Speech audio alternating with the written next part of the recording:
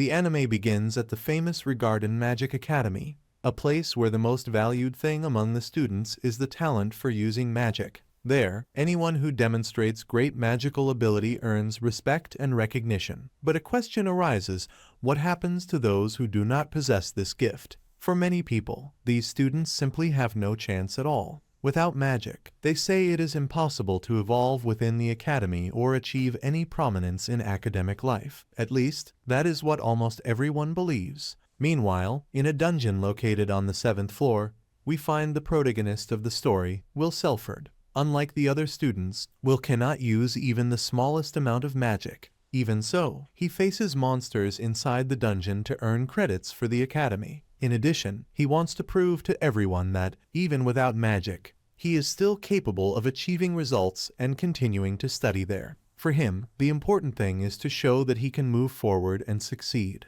even without possessing the ability that everyone considers essential. Next, the scene shifts to a classroom. The teacher Edward Serens is teaching magic to the students. During the lesson, he calls Will several times to come down to the front of the room and perform a practical test. However, Will is distracted while writing in his notebook and takes time to realize that he is being called. When he finally understands that the teacher is speaking to him, he immediately becomes discouraged, because he imagines that he will be forced to demonstrate magic in front of everyone. Even so, Will walks down to where Edward is. The teacher then hands him a catalyst and asks him to use it to summon a flame. Nervous, Will points the wand at the ore and recites the spell that should produce fire. However, nothing happens. This occurs because he simply cannot use magic.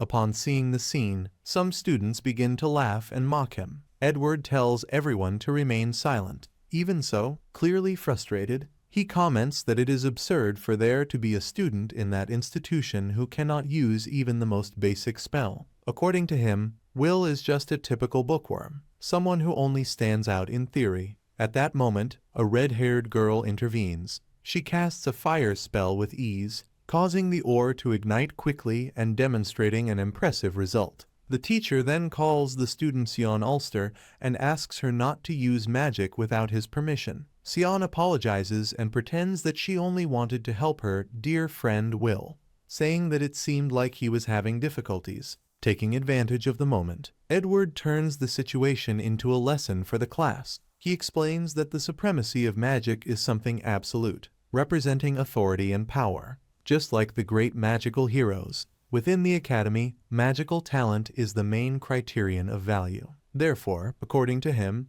someone who possesses only theoretical knowledge but cannot use magic does not deserve to be in such an honored place. He even insinuates that people with impossible dreams, like Will, should leave the academy as soon as possible. After class, Will leaves the room. Sion and some classmates surround him in the hallway and begin to mock him. They comment with disdain that he needs to enter dungeons just to kill monsters and earn a few points, saying that this is a disgrace to the academy. Suddenly, Colette appears, a 6th-year student. She immediately intervenes and confronts Sion. He replies that a student as talented as her should not waste time defending someone as unsuccessful as Will. However, Colette counters by saying that Will is a very kind person, and that he strives more than any other student. In addition, she states that she will not allow them to continue despising her friend. Sion is surprised by her attitude, but soon responds that kindness and effort are not enough to turn someone into a great mage. When Will approaches, Sion also adds that becoming a Magia Vander is an impossible dream for him.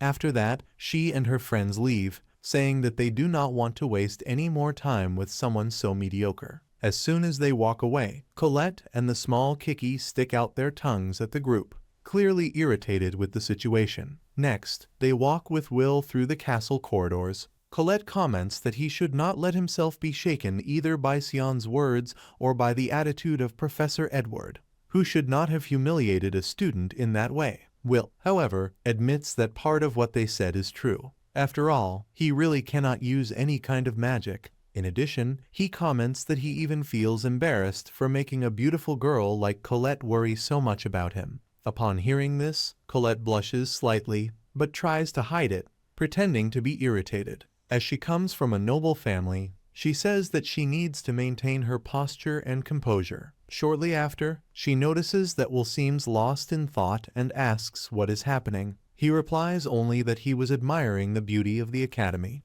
The two then look at the sky, where the most powerful mages known as Magia Vander live, responsible for protecting the world. Will explains that, a long time ago, people knew nothing about the sky and the world lived immersed in chaos because of invaders coming from it. After much suffering, 5 great mages faced these threats and managed to drive them away. They sealed the sky using powerful magic and brought peace to the world. Since then, all mages share the same dream, to one day become a Magia Vander. While she continues looking at the sky, Colette asks if the woman with the ice staff is Albis, known as the Ice Maiden. Will replies that yes, and we see that she is sitting near a window, observing everything from above. At that moment, Will remembers the past. In a flashback, he appears playing with his childhood friend, the Elfaria. At that time, the two dreamed of becoming Magia Vander, so they could reach the sky and watch the sunset from there. Will became excited about Faria's dream,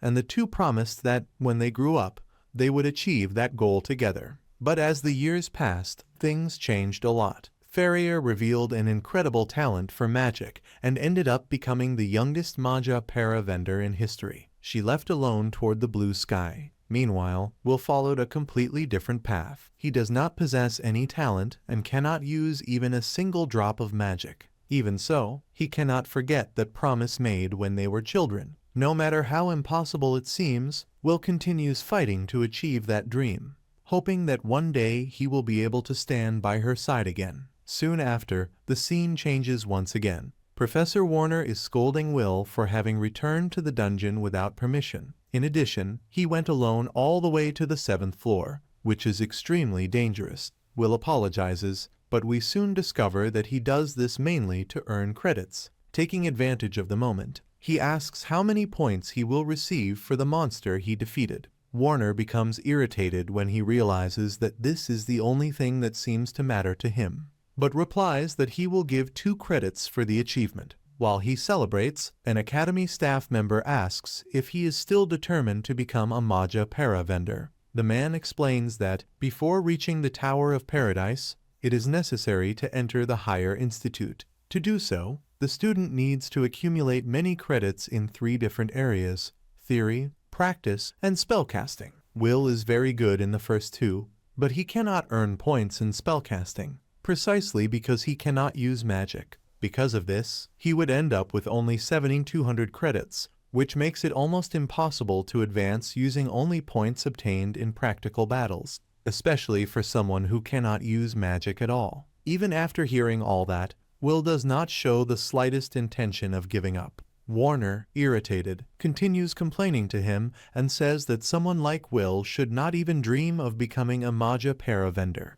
After all, he does not even know if he will be able to graduate, since in the last exam he did not earn any credits. In addition, there is an important test coming up next week, and to take part in it Will needs to gather certain points before the deadline. Upon hearing this, Will panics. He realizes that he has only 2 days to obtain the missing credits. Quickly, he begins reviewing his notes, looking for some monster he can defeat to complete the required score. As he analyzes everything carefully, Warner comments that there is a Baskerville on the 7th floor of the dungeon. According to him, that monster is probably waiting for someone like Will, a typical bookworm, to appear there and face it. Will become so excited by the information that he ends up hugging Warner in gratitude. The professor tries to break free, clearly uncomfortable with the boys' enthusiasm. However, without them noticing, Sion had been listening to the entire conversation. Upon understanding Will's plan, she decides to go to the dungeon first to defeat the monster before him. That way, Will would not be able to get the necessary credits and would end up being expelled from the academy. Some time later, Will heads to the dungeon accompanied by Kiki. He comments that defeating a wild Basker should not be so difficult,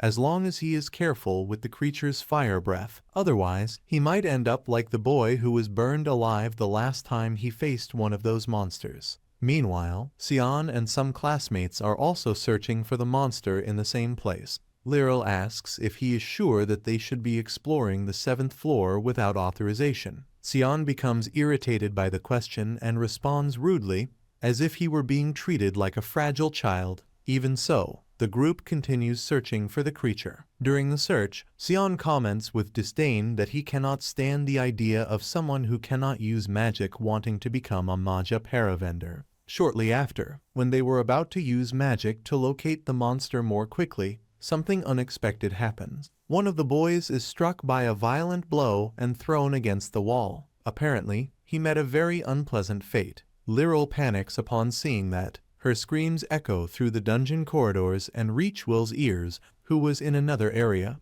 Without wasting time, he runs toward the sound to find out what is happening. When he finally arrives at the location, Will realizes that only Sion is still standing. She is desperately fighting against a creature that is definitely not a Baskerville. In fact, it is a malevolent sentinel, a huge monster that carries a gigantic sword. This creature is worth 10 credits and has a level higher than 5. Hidden behind a wall, Will watches the scene and becomes confused. He wonders why a monster like that is on that floor of the dungeon, since it should appear only on much deeper levels. While thinking about it, he realizes that Sion's magic is having no effect on the creature. For a moment, Will thinks about leaving. He wonders if he really needs to save someone who has always treated him with disdain since he entered the academy. Sion has never done anything other than mock him. If he simply ran away, perhaps no one would find out. But then he remembers Elfaria, who always said that Will was a kind person, someone with a truly noble heart. Even knowing that he might not be that incredible, he decides to act because he wants to become someone worthy of her. Determined, he runs into the battle and interrupts the Sentinel's attack. Meanwhile, elsewhere, Edward finds Warner and tells him that Sion and 2 other students went to the dungeon. Since the place is enormous, Edward asks him to use his familiar to locate them on the 6th floor. However, Warner notices something different.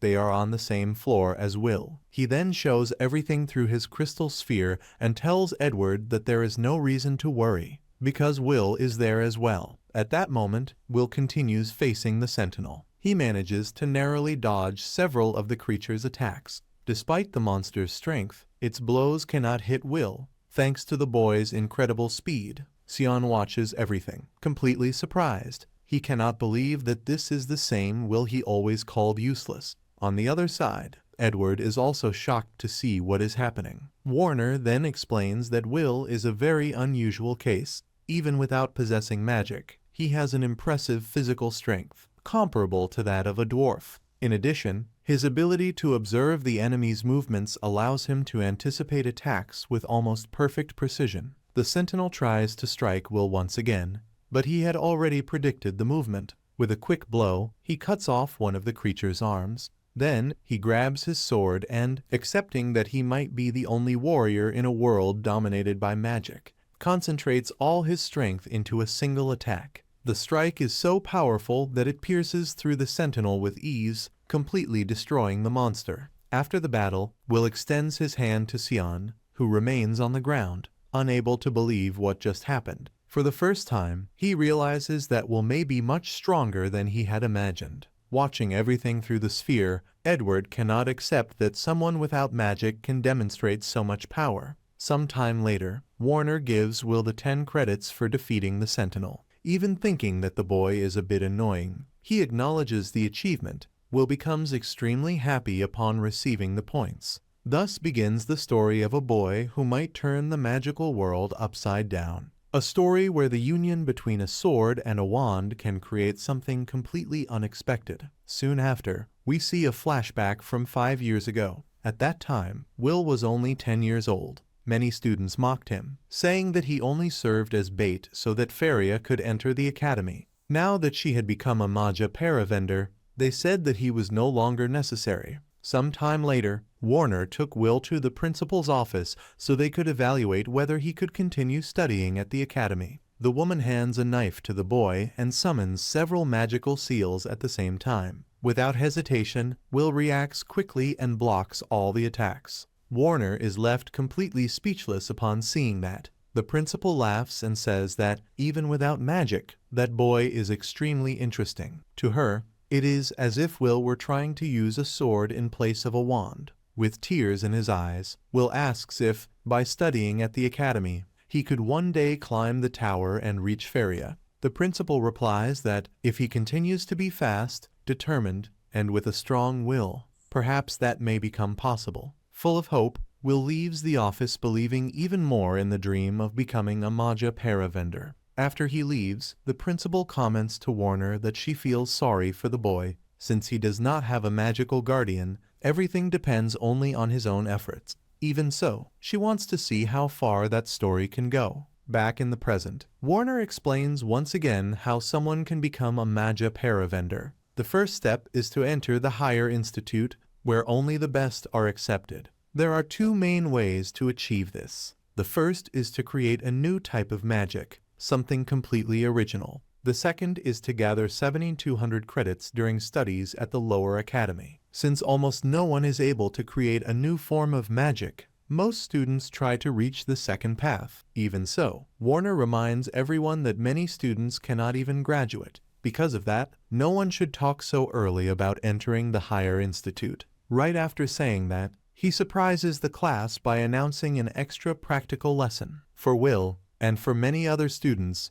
the real challenge is only just beginning. After the difficult class finally ends, Colette finds Will in the academy corridors. She comments that he no longer has many credits left to earn in the theoretical subjects. Will replies that this happens because he always fails in the spellcasting part, but that does not mean he will give up. On the contrary, he states that he will keep trying. In addition, he says that he has a lot of respect for Professor Warner, since not every teacher would take the time to offer extra classes to help students. Many would simply leave the students to deal with their difficulties on their own. Colette agrees with him and comments that Edward, for example, certainly would not do something like that. While they talk calmly, some students pass by nearby, excitedly commenting that Sion defeated a malevolent sentinel alone, which is worth 10 credits. In reality, Lyral is spreading this false story to improve Sion's reputation. He knows that it is not true, but remains silent. Instead, he keeps thinking about what really happened and how Will, someone who cannot use magic, was the one who defeated the monster. At that moment, Will walks right in front of them. As soon as he sees him, Sion feels the urge to attack him immediately. However, Colette steps in front and prevents any conflict. Unable to do anything, Sion ends up walking away, frustrated. After he leaves, Colette asks Will if something happened between the two of them. Will replies that yes, but assures her that it was nothing important. Next, the scene changes. Edward appears talking to the headmistress Cauldron. He demands that Will Serfort be expelled from the academy immediately. Cauldron asks what would be the reason for such an extreme decision. After all, Will is already in his final year, and expelling him now would not make much sense. Edward insists that the academy was created to train mages, not warriors. For him, it is unacceptable that someone incapable of using magic can surpass the other students.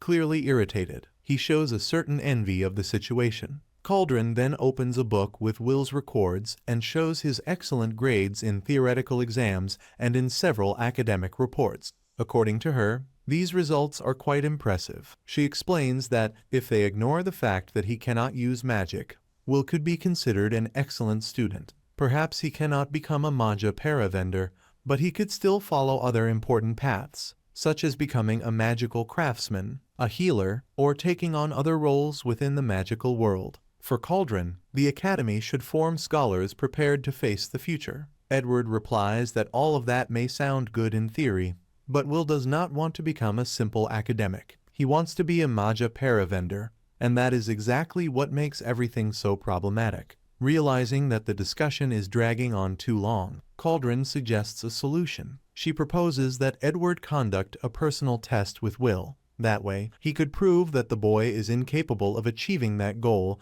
and then decide on his expulsion. Edward immediately accepts, smiling with confidence. Unlike Warner, he does not intend to show any mercy. After leaving the room, he seems completely satisfied. Once he is gone, Cauldron comments to herself that she hopes that Test will help Will finally face the truth. According to her, no one understands the path to becoming a Magia Vander better than the mysterious dark mage of the Viper. In another scene, we see Will studying together with Colette. He is working very hard because he knows that if he loses even a single credit, he will not be able to enter the higher institute. At the moment, he is writing about the history of the dwarves, describing how they were brave warriors who faced extremely powerful magic without ever giving up. While explaining this to Colette, Will comments that a person's determination and willpower can overcome even magic. However, Colette seems a bit distracted, observing some strands of gray hair that he has on his head. She even jokes that he should get some rest. Suddenly, Edward appears and tells the two of them to stop making noise. Then, he orders Will to follow him immediately to the spellcasting practice room. When they arrive there, Edward makes it clear that this will be an extra lesson, motivated by Will's constant inability to use magic. Without explaining the reason very well, Edward casts a powerful spell right in front of him. Will becomes completely confused and asks what is happening. Then Edward reveals the rules of the test. If Will manages to land just one hit, he will receive 5 credits in spellcasting. However, if he fails, he will have to leave the academy immediately. According to Edward, someone without talent should not even dream of becoming a Magia Vander. Right after saying that, he casts the first spell and orders Will to prepare to fight. The battle begins suddenly, catching the boy completely off guard. Meanwhile, elsewhere, Warner meets Cauldron, who had called him to explain everything that is happening. She shows, through a magical sphere, the fight between Edward and Will.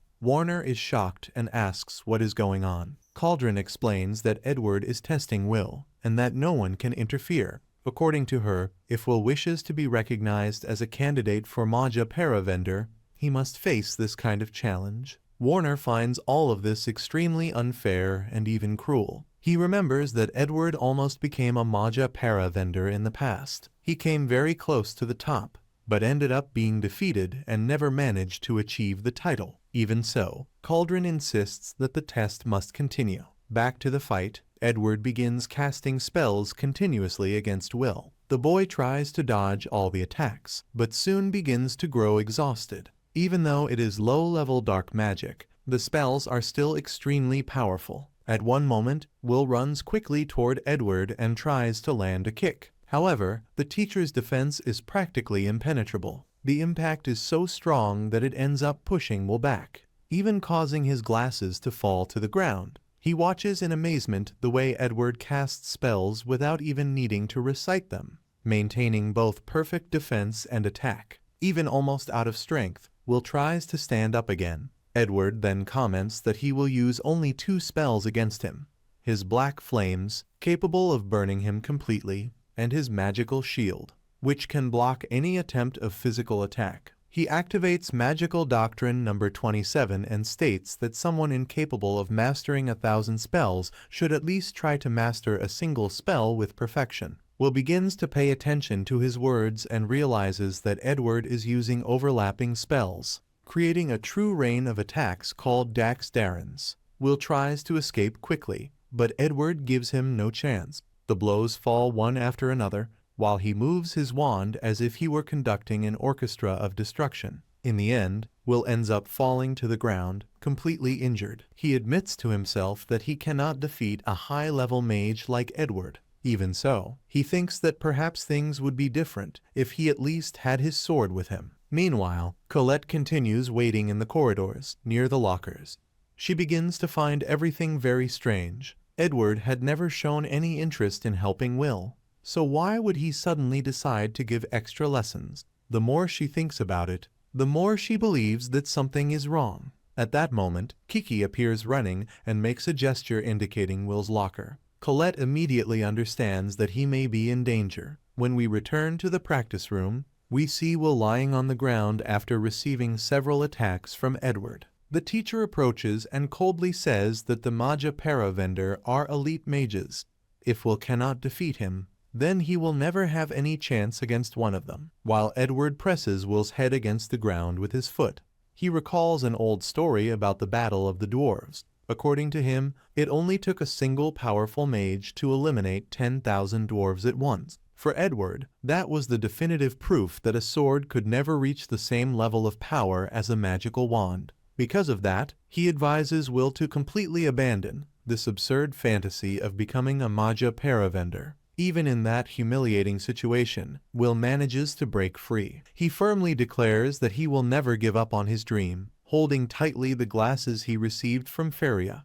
He states that all he wants is to fulfill the promise he made to Elfaria. The only reason he continues fighting is to be able to stand by the side of the person he loves. Edward becomes outraged upon hearing that and asks, with disdain, if something as simple as love is really what motivates Will to try to reach the top of the magical world. Will replies that yes, even if the path is difficult and everyone considers it ridiculous, he will continue moving forward until he can reach the one he loves and watch the sunset by her side. At that moment, Colette arrives running, desperate. Without thinking twice, she throws Will's sword in his direction. He catches it in the air and stands up with determination, preparing to face Edward once again. For Edward, using a sword in a fight between wand users is something completely absurd. Even so, he responds by releasing another dark magic spell. What he did not expect was that Will would manage to cut through that magic using the Sword of Moria.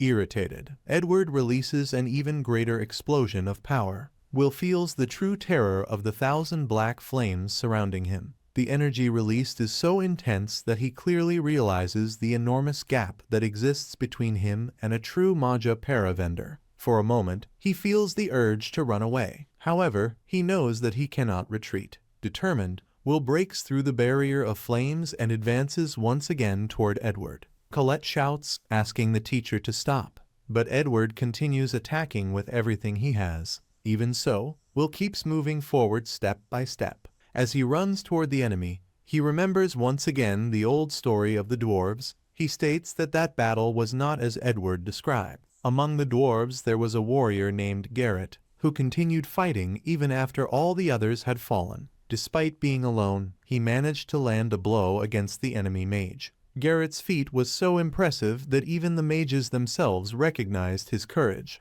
Inspired by that story, Will decides to prove that a sword can also cut through magic. In the next instant, he leaps with all his strength. The sword pierces through Edward's magical barrier and destroys his defensive shield. Will manages to reach the teacher and touch his hand, leaving only a small scratch. Edward immediately steps back, furious. Even so, he admits that Will fulfilled the condition. He managed to land a hit, and therefore earned 5 credits in spellcasting. Shortly after, Will collapses to the ground completely exhausted, and Colette runs to help him. Watching everything through magic, Cauldron is impressed by the result. She comments that Will manage to advance without caring about anything other than his own physical strength, using pure determination to break through Edward's defense. Meanwhile, in the surroundings of the academy, a strange blonde girl with an almost psychotic behavior appears preparing something mysterious related to Will. The scene then shifts to a flashback. In it, we see Feria handing the glasses to Will. She says that he is the kindest and bravest person she knows. After that, she says goodbye to him. Even sad, Will promises that one day he will also reach the tower, no matter how many difficulties appear along the way. For him, what matters is that one day the two of them can watch the sunset together. Feria smiles upon hearing that and promises that she will wait as long as necessary for that reunion to happen. In that difficult moment, Warner was there to comfort the boy. Will then promises that he will never again allow sadness to make him feel weak or useless. Returning to the present, we see Will walking through the streets of the district called Slungland. Since he does not possess magical talent, he decided to dedicate himself as much as possible to his studies and work. Among his tasks is delivering all the correspondence in the region. During one of these deliveries, he briefly talks with an elderly man and soon continues on his way. At a certain moment, he trips and almost drops all the newspapers he was carrying. Only one of them ends up slipping away. When picking it up, Will notices something important. The news reports that the Higher Institute sent a special order to the academy related to an elf student. Surprised, he immediately runs home and calls his friend Rosti, asking for help. Will explains that he needs Rosti to build a magical object for him, because Feria requested a special contribution. Determined to help, he wants to do everything within his reach. Rosti, seeing his friend's excitement, asks what kind of work will be necessary. Will explains that he needs to obtain ice cores from ice walkers. creatures that possess very valuable magical catalysts. The Academy is offering rewards to those who manage to gather these materials. Rosti comments that Will remains as enthusiastic as ever. After finishing the magical object, he says that he made some improvements compared to the previous version. Will thanks him and already prepares to run off again. But before he leaves, Rosti notices that Will is so excited that he forgot to eat.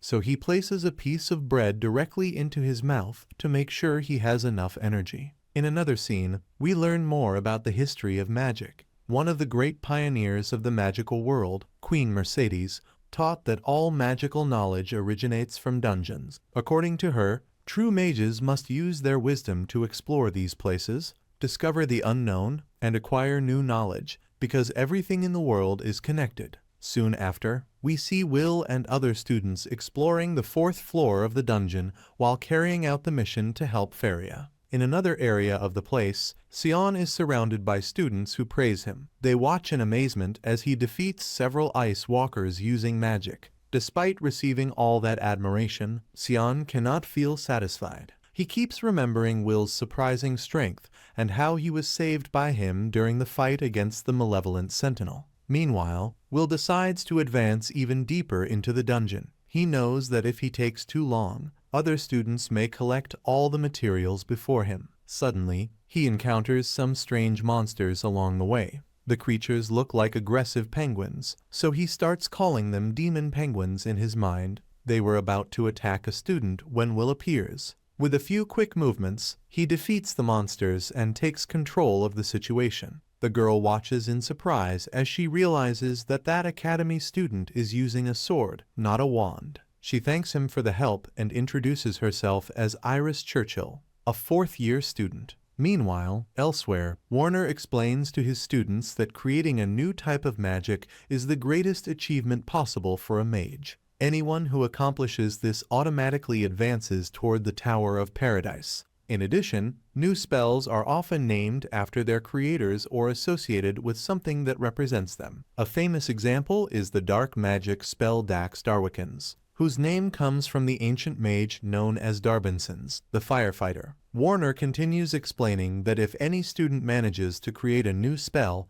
their name will likely be remembered in history forever. However, everyone there knows that this is much easier said than done. Inventing an original form of magic is extremely difficult, almost impossible for most mages, and therefore this path to success seems very far from reality. At that moment, a girl raises her hand and asks if the elven mage who appeared in the newspaper is really as powerful as they say. Warner responds with complete honesty that yes. He explains that she is on a completely different level from the rest of the mages. After all, there has never been anyone capable of creating 12 original spells on their own. For him, that alone would be enough to place her among the greatest mages who have ever existed. As soon as he finishes speaking, the students begin whispering, impressed by the magnitude of her talent. Among them is a curious boy who, by coincidence, looks a lot like Faria, and he listens to the conversation attentively. Meanwhile, Colette comments that Will's childhood friend really is an incredible person. In addition, the entire academy is being stirred because of the mission she requested. A classmate next to her notices that Colette seems a little jealous when talking about Elfaria and says that this is completely normal. After all, someone so extraordinary could easily attract all of Will's attention. Colette feels embarrassed upon hearing that. For a moment, she wonders if Will ended up going alone to the dungeon just because of Faria. But before she can continue thinking about it, Warner notices the side conversation and tells everyone to be quiet and pay attention to the lesson. Returning to the dungeon, Iris asks Will if he is the famous older student everyone talks about, the one who cannot use magic and whom many consider completely incompetent. Her honesty catches Will off guard, leaving him quite embarrassed. Soon after, he discovers that Iris is only 14 years old and is already in the 4th year, something impressive. Even so, Will asks if she does not despise him because of everything people say about him at the academy. Iris replies that she has no reason at all to do that. On the contrary, she states that she could never despise someone who saved her life. In addition, Iris explains that she respects people who have different talents, even if they are not related to magic. Upon hearing these words, Will becomes a little nervous and tries to change the subject. He asks if she is also in the dungeon because of some task. Iris answers that yes, she wants to help Elfaria, because her dream is to become a Magia Vander and protect the sky. Upon hearing that, Will remembers that ordinary people, in fact, do not know the true sky. The current world is protected by an enormous barrier created by the Magia Vander themselves. This barrier forms an artificial sky that hides the true reality. According to ancient stories, if that barrier were ever to disappear, a great darkness would take over the world and a terrible calamity would arise. For that reason, many students follow the orders of the Magia Vander not only out of admiration, but also because they believe they are helping to maintain this great barrier that protects everyone. While Will thinks about this, Iris says that once she had the opportunity to meet Elfaria in person. She explains that, on that occasion, she was trapped inside a dungeon, completely surrounded by monsters. When she thought she had no way out and was going to die, Elfaria suddenly appeared and saved her life. For Iris, that moment was like seeing a goddess descending from the sky. She speaks with great excitement about that moment and says that she hopes to be able to see her again someday. While the conversation continues, Will is looking for signs of the Ice Walkers. He explains that these creatures usually leave trails of ice fragments on the ground, normally measuring between 1 and 10 millimeters. However, upon observing the ground more carefully, he finds a piece of ice that is more than twice the normal size. This indicates that there is probably a much larger monster in that cave. Upon hearing that, Iris becomes frightened. She suggests that maybe it would be better to retreat, since facing something of that size would not be a good idea. However, Will enters the cave without thinking twice. For him, magic is something incredible, but it is not everything, especially inside a dungeon. Their experience and strategy also make a big difference. In addition, he trusts his own methods to deal with dangerous situations. Iris still does not fully understand what he means, but suddenly Will notices a flash coming toward him. He reacts quickly, dodging the attack and pulling Iris back to protect her. Soon they realize that it was not an ice walker,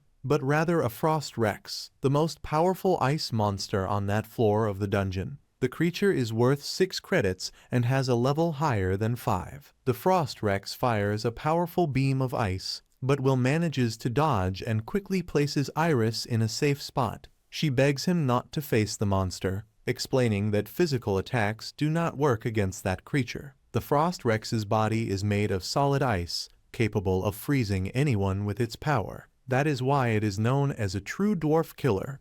Normally, it can only be defeated with long-range magic. Even so, Will states that there is no reason to worry. He assures her that he has faced monsters like that before. The Frost Rex begins to charge another ice attack and fires it directly at Will. However, he manages to dodge it with ease, running quickly across the frozen area of the cave. Taking advantage of an opening, Will uses a magical device he received from Rosti. He wraps the monster's body with the equipment and waits a few seconds before activating it. Soon after, a large explosion of fire takes over the place. When everything finally calms down, Will mentally thanks Rosti. The new devices are much better than the old ones, and thanks to them he was able to execute his strategy. The Frost Rex is especially weak against explosions and fire attacks, which made the plan even more efficient. After the battle, Will begins searching for the monster's ice core. Meanwhile, Iris watches everything in silence. Standing a bit apart, she begins to realize that the rumors about Will at the academy are completely different from reality. While she is lost in thought, Will approaches and says that it is already time to go back.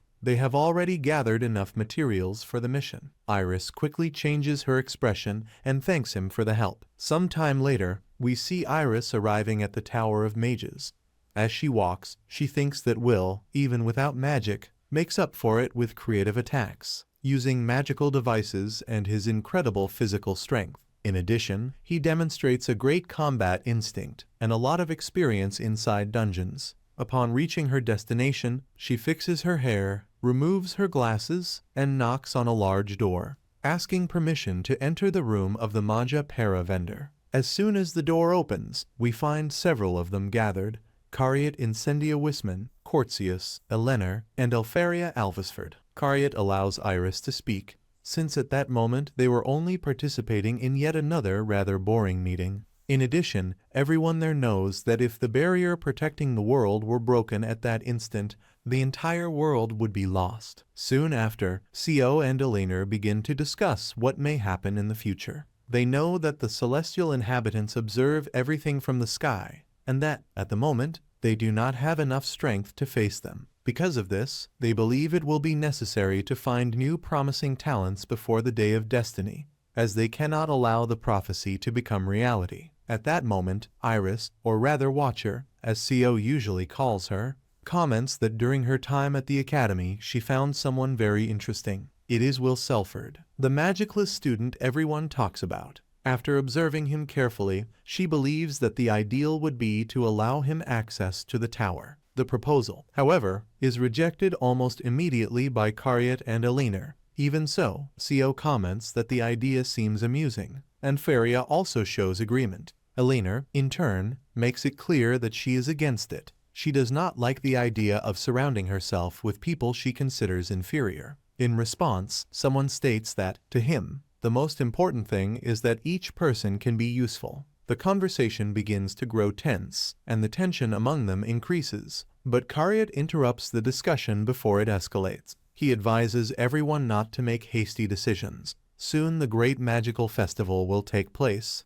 and after seeing the participants' results, they will be able to decide more calmly. After all, only the most capable will be able to reach the top. After that, everyone begins to leave the place quickly, with the exception of Faria. Taking advantage of the moment, Iris approaches and comments to her that the young man she mentioned is truly someone very interesting. Faria responds with a slight smile. Then, upon summoning a magical core, she says that Will is waiting for her with great anticipation. Some time later, the academy students prepare to begin the final test. The exam consists of facing several steel golems, creatures controlled by magic. The objective is simple: defeat them and demonstrate combat ability. As soon as the test begins, one of the first to destroy his opponent is Sion, using his powerful green fire magic. Shortly after, Serfort and Colette take action. Colette uses her earth magic to guide her attacks with precision. As a result, Sion finishes the test with 9,889 credits,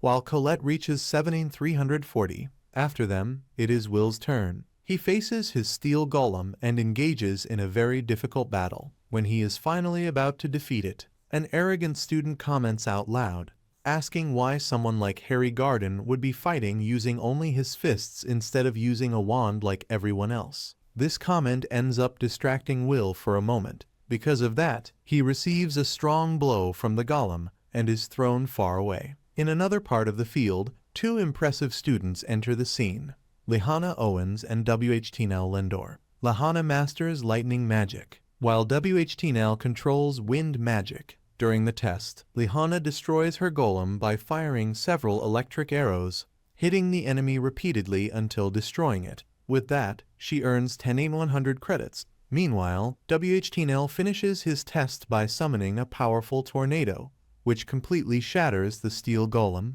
guaranteeing 1075 credits. Even so, when everyone believes that nothing could surpass that, Julius Rienberg appears. With great confidence, he creates several ice stones and quickly launches them against all the remaining golems. As soon as these stones touch the creature's armor, they transform into frozen roses. Then Julius simply says the word "release," and immediately all the golems become completely frozen and deactivated. With this impressive technique, he finishes the test with 1048 credits. When the test ends, Lehana comments that she did not imagine the others would still be so skilled. WHTNL replies that there was no reason to think otherwise. He also says that she does not need to worry, as soon they will all be celebrating her promotion within the academy. At that moment, Julius approaches them and throws an ice rose, almost as if he were declaring war. He states that now he will be able to defeat them using his new secret technique. Even so, Lehana and WHTNL are not intimidated.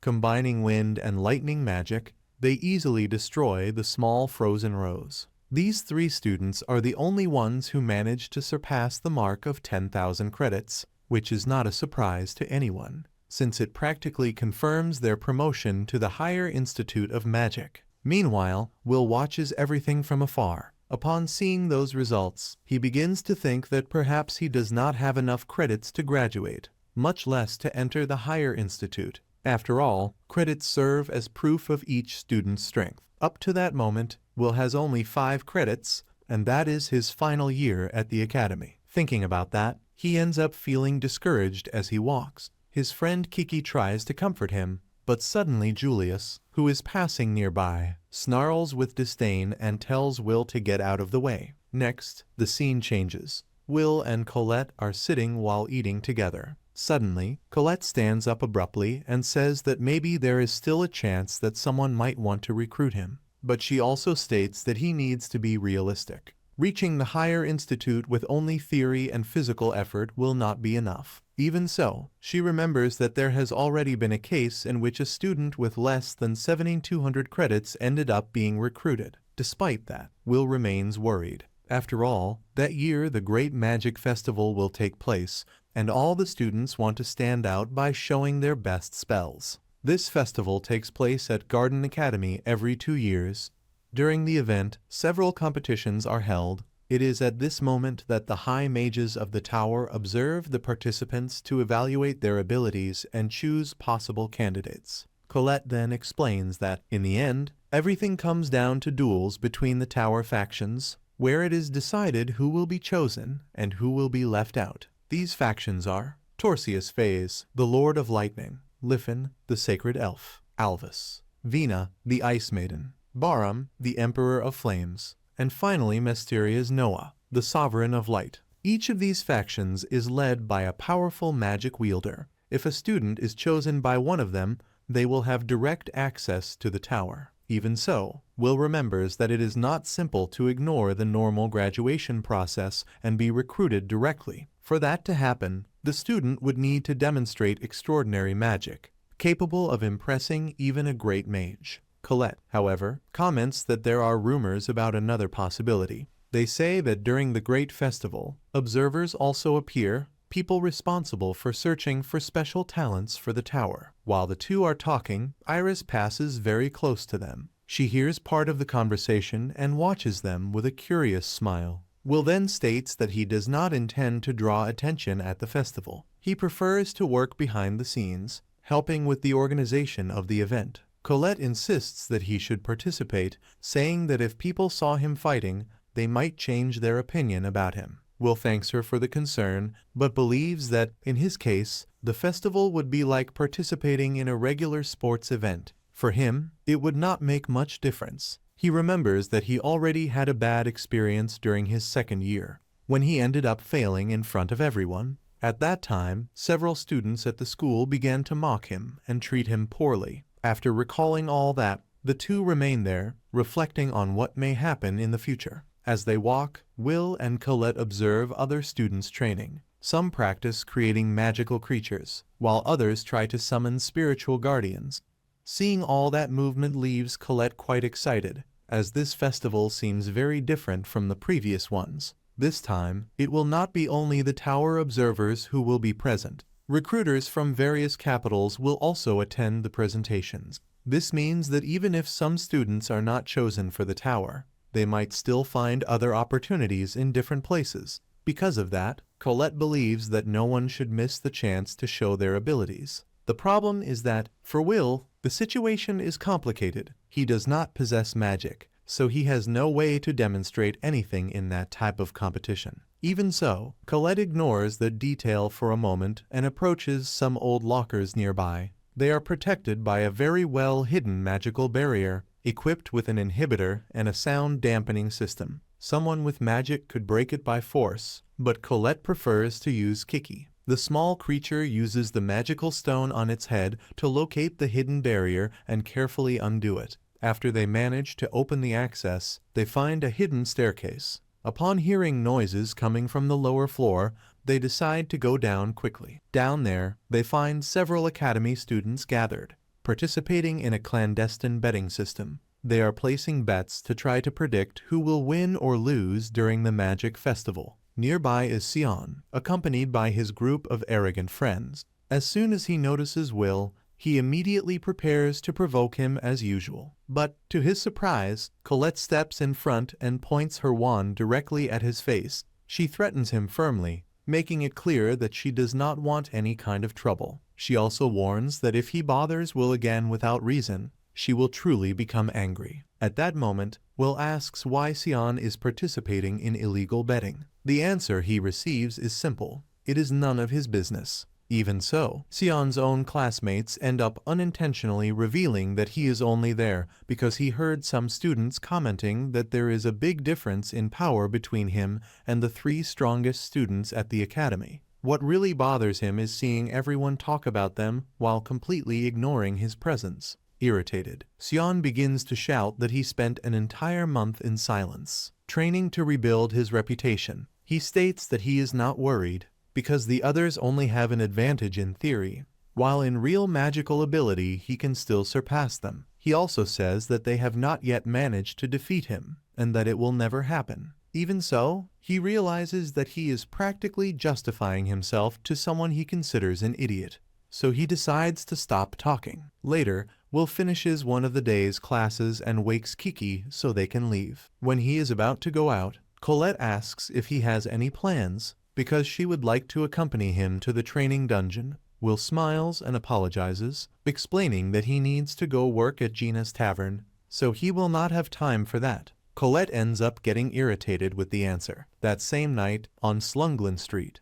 located outside the great capital of magic, stands Gina's tavern. The place is known for receiving many dwarf miners who spend the night drinking to forget the fatigue of their work. Their laughter and loud conversations can be heard from the other side of the street. In the kitchen, Gina prepares a large bean stew for one of the customers. Meanwhile, Will works there as a waiter on some days of the week. During the day he studies at the academy, and at night he helps at the tavern. He does this because he received a scholarship, so he needs to work to cover other expenses. Even though it is tiring, he takes everything very seriously. At a certain moment, he delivers an order to a dwarf named Donan. The dwarf comments that the magic festival is about to begin and says that maybe Will could get some kind of financial help by participating. Will replies that he cannot compete, but Gina immediately scolds him. She says that he should talk less and work more, and also follow the example of his colleague Rosti, who is working with great enthusiasm. Soon after, Will begins to clean a huge pile of dishes. With some difficulty, Rosti tries to cheer him up, saying that he does a great job, especially considering that he is someone who does not possess magic. Since they are roommates, Rosti states that he will always do his best to help him. After finishing almost all the tasks of the night, the two begin washing the dishes so they can finally leave. During the conversation, Rosti remembers that dwarves usually do not pay very well. He suggests that maybe Will could talk to Professor Warner, who might be able to get him a better job. Will replies that the professor already worries a lot about him and that he does not want to keep bothering him. In addition, he says that he likes working there because Donan and the other dwarves have always treated him well since he arrived. Because of that, he has a lot of respect for all of them. While they are putting away the utensils in the cabinet, a spoon slips from Will's hands at the exact moment Julius unexpectedly enters the tavern. As soon as he enters, Julius begins to complain, saying that the place looks like a pigsty. When he notices Will, he starts mocking him, calling him an idiot and saying that he fits perfectly in that place full of barbarians smoking cigars. Upon hearing that, Donan stands up angrily, but a friend holds him back to avoid trouble. Even so, Julius continues provoking them. He states that dwarves are merely members of an inferior race and that they should be grateful for being able to live in that country thanks to the compassion of others. While he speaks, Will remains silent, continuing to organize the utensils. At the same time, he remembers everything that happened when the celestial inhabitants destroyed the dwarves' kingdom, forcing many of them to flee to other places. Since then, both elves and dwarves have suffered prejudice in many places, and there is a very clear rule: if one of them attacks a mage, their entire race will be punished for it. At that moment, Julius shouts at Will and demands that he bring food and drink immediately. Donan's blood begins to boil with anger because of the mage's arrogant attitude. Even so, Rosti reluctantly brings a beet soup to the table. Julius and his friends begin to laugh at the appearance of the food. They mock the dish, the tavern, and also the dwarves. Then Julius shouts that everyone there is nothing more than little demons who should leave that country. At that instant, Will's patience reaches its limit. He takes off his apron and walks straight to the table. Rosti tries to stop him, but he has already reached Julius. Firmly, Will demands that he take back what he said about the beans. He explains that that dish represents the knowledge and effort of the dwarves, who cultivate their food with great hard work, even under the most difficult conditions. He states that it is not something that anyone should ridicule simply for amusement. The entire tavern falls silent. Gino watches the scene carefully. Julius responds with disdain. He says that just because the dwarves work hard, it does not mean they do not smell bad. To him, it is still something repulsive. Then he grabs the bowl of beans and kicks it toward Will, spreading food all over the floor and creating a huge mess. Julius's helpers also move forward to attack. They believe they will be able to hit Will easily, but only fools would think that, with speed, Will grabs both of them by the neck and throws them to the ground, leaving them unconscious. After that, he faces Julius and says that the hatred that exists between them no longer makes much sense. But the contempt that Julius shows toward the dwarves is even worse. For Will, anyone who acts that way ends up being worse than any beast. Julius, however, just laughs at the situation. For him, all of this is just a way to humiliate Will in front of everyone. Without wasting time, he uses his magic to freeze the entire tavern and begins attacking from multiple angles at the same time. Will manages to dodge many blows, evading with agility, but Julius concentrates even more power and manages to immobilize him with ice. Then he slowly approaches and points his wand, making an ice rose appear on Will's chest while smiling arrogantly. At that moment, Donan shouts for Julius to stop before he crosses all limits. When Julius prepares to freeze Will completely, he notices the boy's firm gaze. That expression makes him change his mind. It seems that simply leaving him trapped in ice would not be enough. Then Julius decides something else. He points his wand at Will and orders him to participate in the Great Magic Festival. His intention is simple. He wants to humiliate him in front of the entire academy. Will manages to break the ice quickly and pulls the wand from Julius's hand by the tip. Donan asks both of them to stop immediately. But Rosti realizes that it is already too late to avoid the confrontation. Julius declares out loud that he will win and destroy everything that Will has built within the academy. Will accepts the challenge, but sets one condition. If he wins, Julius will have to apologize to Donan and the other dwarves. Sometime later, the day of the Great Magic Festival finally arrives. As the students gather, Calderon addresses everyone and gives a brief speech. He encourages the students to do their best, to use all their potential, and to never use their abilities for evil. After those words, he officially declares the festival open, and the entire academy begins to move. Among the observers is Rode Holland, a scout from the Fire faction. He orders that each group of participants be analyzed carefully, because in that place there may be true rough diamonds waiting to be discovered. Soon after, the sky race begins, an aerial race. Lahana quickly takes the lead, surpassing almost all the other competitors. The friends Snow and Flate comment that this was expected, since Lahana has always been one of the best. Beside them, a red-haired student comments that she finds it strange that the so-called Princess of the Earth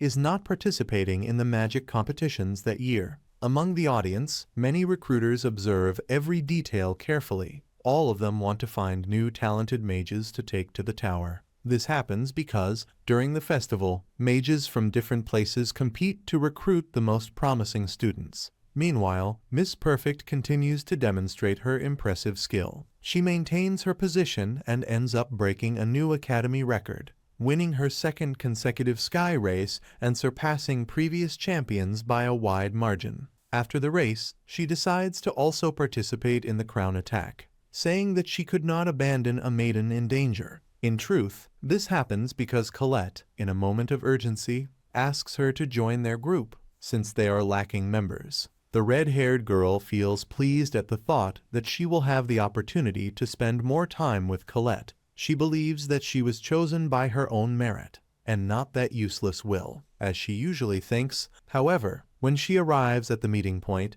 she is surprised to see Will already there. A few hours later, the afternoon events of the festival begin. Mike Mayu is responsible for commenting on the event. He complains out loud that he has to share the job with Professor Edward, one of the least popular people in the academy. Mike says that he will have a major headache working with someone like him. Edward responds by releasing a dark aura, saying that Mike does not need to worry because all that awaits him is just a small coffin for the next class. After this exchange of provocations, Mike announces the entrance of the members of the Elven faction, who activate a powerful magic to prepare the testing field. Thanks to the elves' spell, the terrain transforms completely. Several different areas appear: a volcanic zone, a swamp, a desert, an open plain, and also a region full of trees. That entire environment becomes the battlefield for the next competition. Unlike the other tests, the crown attack is contested by teams of 3 people.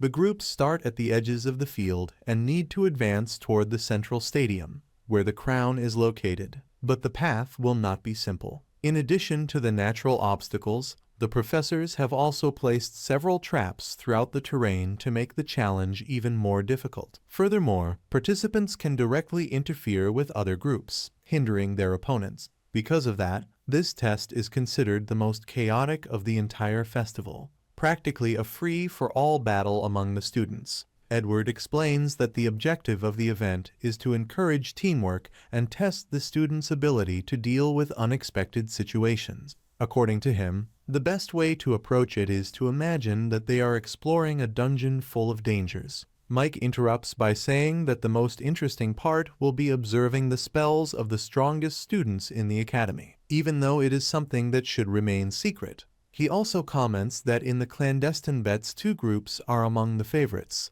the DOS group, led by WHT-Nal Lindor, and the new group, led by Julius Rienberg. Mike admits that he bet everything on WHT-Nal, while Edward tries to make him stay silent to continue presenting the event. Soon after, all the teams are introduced. Among them is Group 6, considered the least popular. Many find it strange to see Sion, who is one of the candidates for victory, forming a team with someone like Will. Some spectators begin to laugh and mock, saying that someone without magic should not participate in such an event. Meanwhile, the teams positioned in the desert zone prepare to begin the test. Professor Warner is responsible for guiding and supervising the students in that area. He is surprised when he realizes that Will is among the participants. Warner complains, saying that the boy should not be there, and reminds him that he has already warned him several times about it. Even so, Will faces him with great determination. He replies that he knows many people mock him,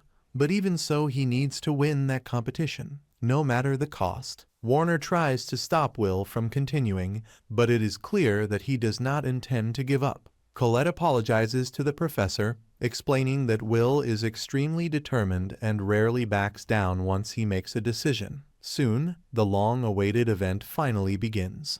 Julius's team quickly advances across the field until they encounter large steel boxes scattered along the path. Suddenly, these boxes transform into numerous golems, creating a massive obstacle for the participants. Will runs straight toward them, and many people in the stadium begin calling him an idiot. To the spectators, facing all those golems alone seems practically like suicide. But at the moment Will prepares to attack, Colette uses her magic and creates a magical gauntlet for him. With that, the power of Will's strike increases greatly, allowing him to execute several strong attacks in sequence. The result is impressive. The blows completely destroy the golem that stood before them, leaving the audience completely surprised. Many would never have imagined seeing Will fighting at that level. The strategy is simple.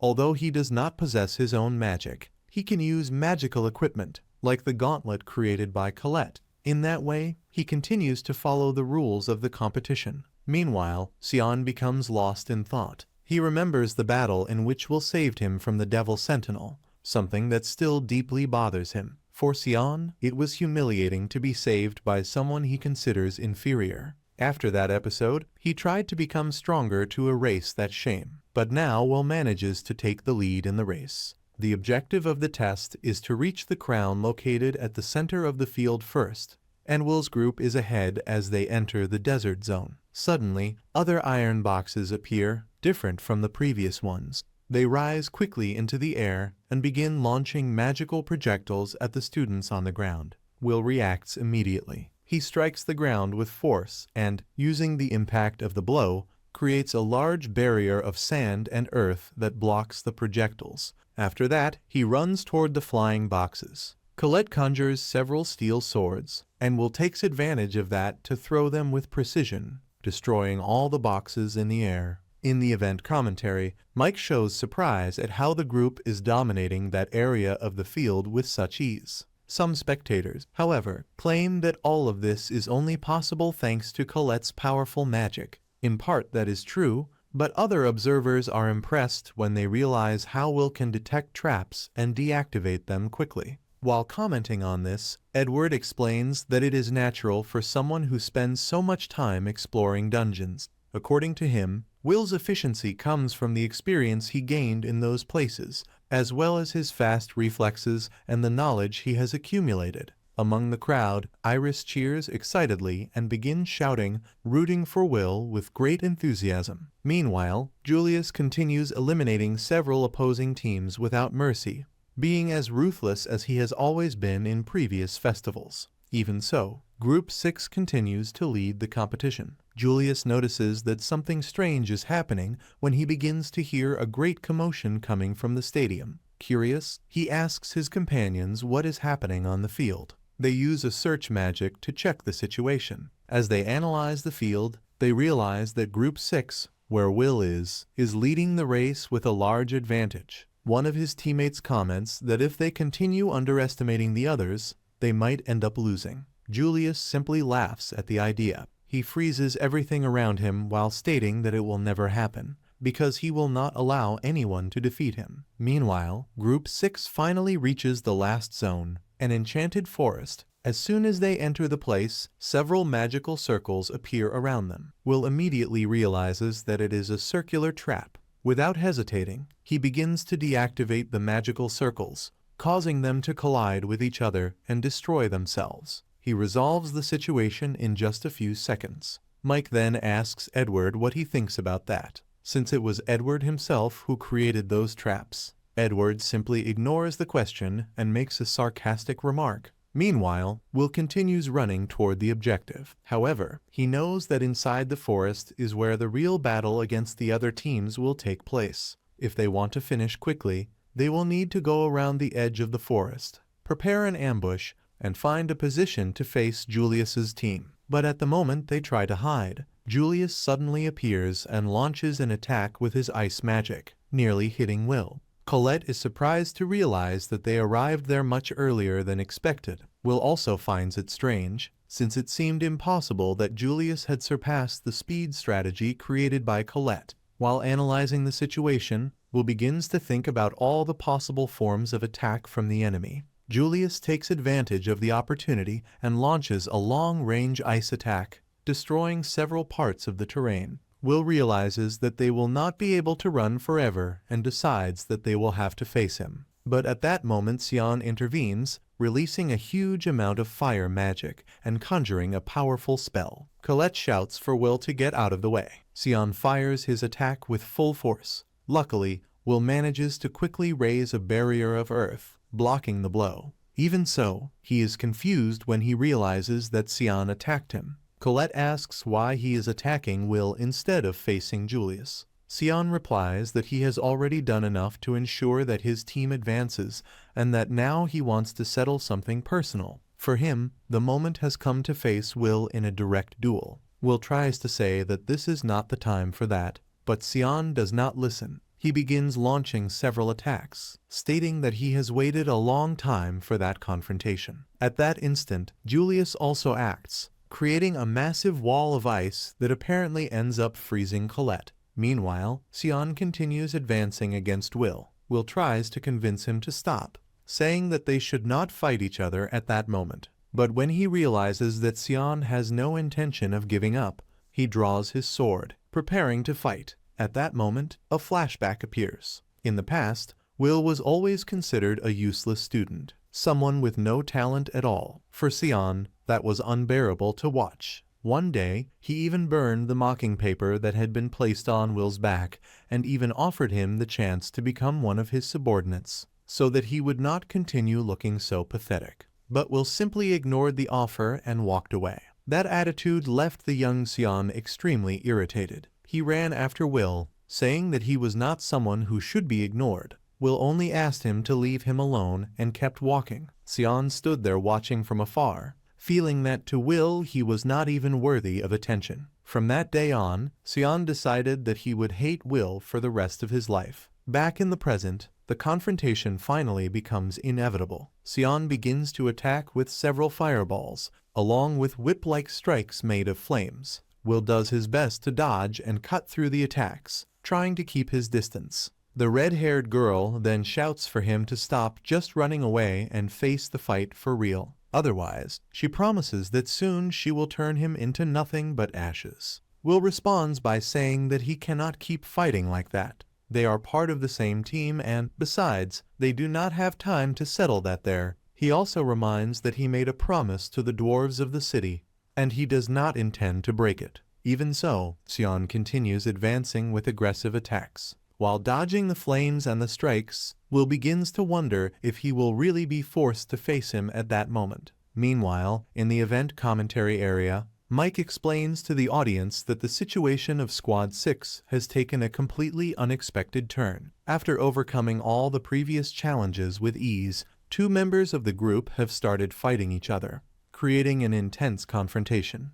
In the stands, Rosti and Warner watch with concern, because Will's dream depends directly on what happens in this magic festival. Mike then asks Edward what his opinion is about what is happening. Edward responds with an almost amused smile, saying that a fight between members of the same team is something truly unusual. For him, it does not matter what the reason is. Even if they manage to reach the crown and win the event, the tower's recruiters will probably not be impressed by it. To the observers, that situation only makes the group look disgraceful. Mike is startled by the comment, but he notices that Edward seems very satisfied with what is happening. Meanwhile, the recruiters observe the scene with a certain disappointment. Until a few minutes ago, the group had been advancing brilliantly across the field. Even so, someone comments that Will still has enough credits to be among the top 4, but that problem will certainly be resolved that day. Deep down, for them, Will is still just a boy. Meanwhile, Rosti continues to worry. He pets Kiki, thinking about what might happen to Will. Suddenly, Iris sits beside him and begins to cheer excitedly for Will. Rosti finds that strange because he did not expect her to be supporting Will. On the contrary, he imagined she was the type of person who preferred to support the more popular students, especially someone like Sion. Iris explains that, at first, Will did not attract much of her attention. However, someone talked about him, and since then she began to take interest. Now she is so excited that she even bought a small dagger-shaped keychain similar to the one Rosti uses just to show her support. Rosti feels happy upon hearing that. After all, no one admires Will more than he does, as his roommate. Meanwhile, in another part of the field, Colette manages to escape from the explosion caused earlier. She continues dodging Julius's attacks, trying to return to help the two who are still fighting. Julius then provokes Colette, saying that she should stop running away or she might lose the title of Princess of the Earth. Colette immediately becomes irritated and warns him never to call her that again. She tries to escape once more, but Julius continues attacking. In the end, he manages to trap her in a snare and summons a purple lightning strike, attempting to finish her. Meanwhile, several students watch the event through observation spheres spread across the academy. They become confused when they notice that Julius appears in several different areas at the same time. Soon they understand what is happening. Julius is using an advanced cloning magic technique, inspired by the abilities of the Magia Vander, creating copies of himself to delay all the participants. Mike celebrates excitedly when he sees Whitnell destroying one of those copies. However, his excitement has nothing to do with academic pride. In truth, he bet all his savings that Whitnell would win the festival. At another point in the academy, at the top of one of the towers, stand Philvis, Chalia, and Lafilla Farides, assistants of the Elven faction. Philvis says that he would like to leave, as he considers that festival extremely noisy and annoying. But Chalia responds that they cannot simply leave. After all, the event also exists to inform the inhabitants of paradise, and everything must be reported to Lady Eleanor. Meanwhile, on the battlefield, Will continues dodging Sion's attacks. He begins to wonder why Sion seems so obsessed with him. Since childhood, Sion has always intimidated him and interrupted everything he tried to do. Will never understands the reason for that. He knows that many consider him a failure, but all he wants is for Sion to simply stop chasing him so that he can follow his path in peace. His objective is clear: to reach the tower and reunite with Elfaria. Sion continues attacking without stopping. Suddenly, he recites a powerful spell and summons a great gardener's falcon, a guardian formed from flames. Will is surprised when he realizes how much Sion has evolved in such a short time. Soon, the falcon dives toward him. Will leaps into the air and tries to cut its wings with his sword, planning to bring it down and then attack directly.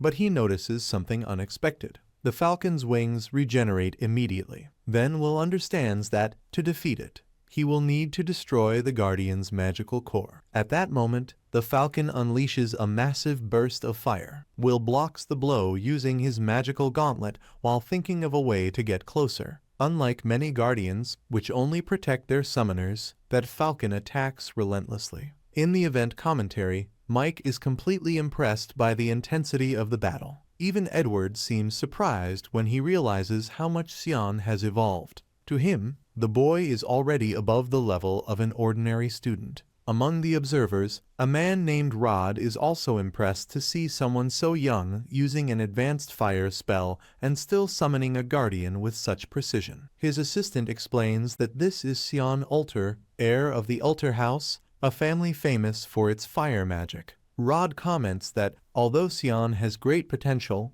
he is still slightly behind names like Lahana Owens and other students who are at the top of the ranking. Even so, he finds it interesting how Sion managed to evolve so quickly in a real combat situation. Because of that, he intends to inform Kariat that the new generation of mages promises to be very talented. Meanwhile, on the battlefield, both Will and Sion are already showing signs of exhaustion. Even so, Sion shouts that they need to keep fighting. He remembers that when Will faced the evil sentinel, he seemed much stronger than he is now. Tired, Will drives his sword into the ground and asks why they need to continue that meaningless fight. That irritates Sion even more. For him, there is a clear reason. After everything Will has done and all the anger he has felt for years, Will should feel at least a little resentment as well. Will responds calmly that Sion is probably right. For a long time, he really did despise him and thought he would like to retaliate for everything. But now he cannot waste time on that. He needs to face Julius.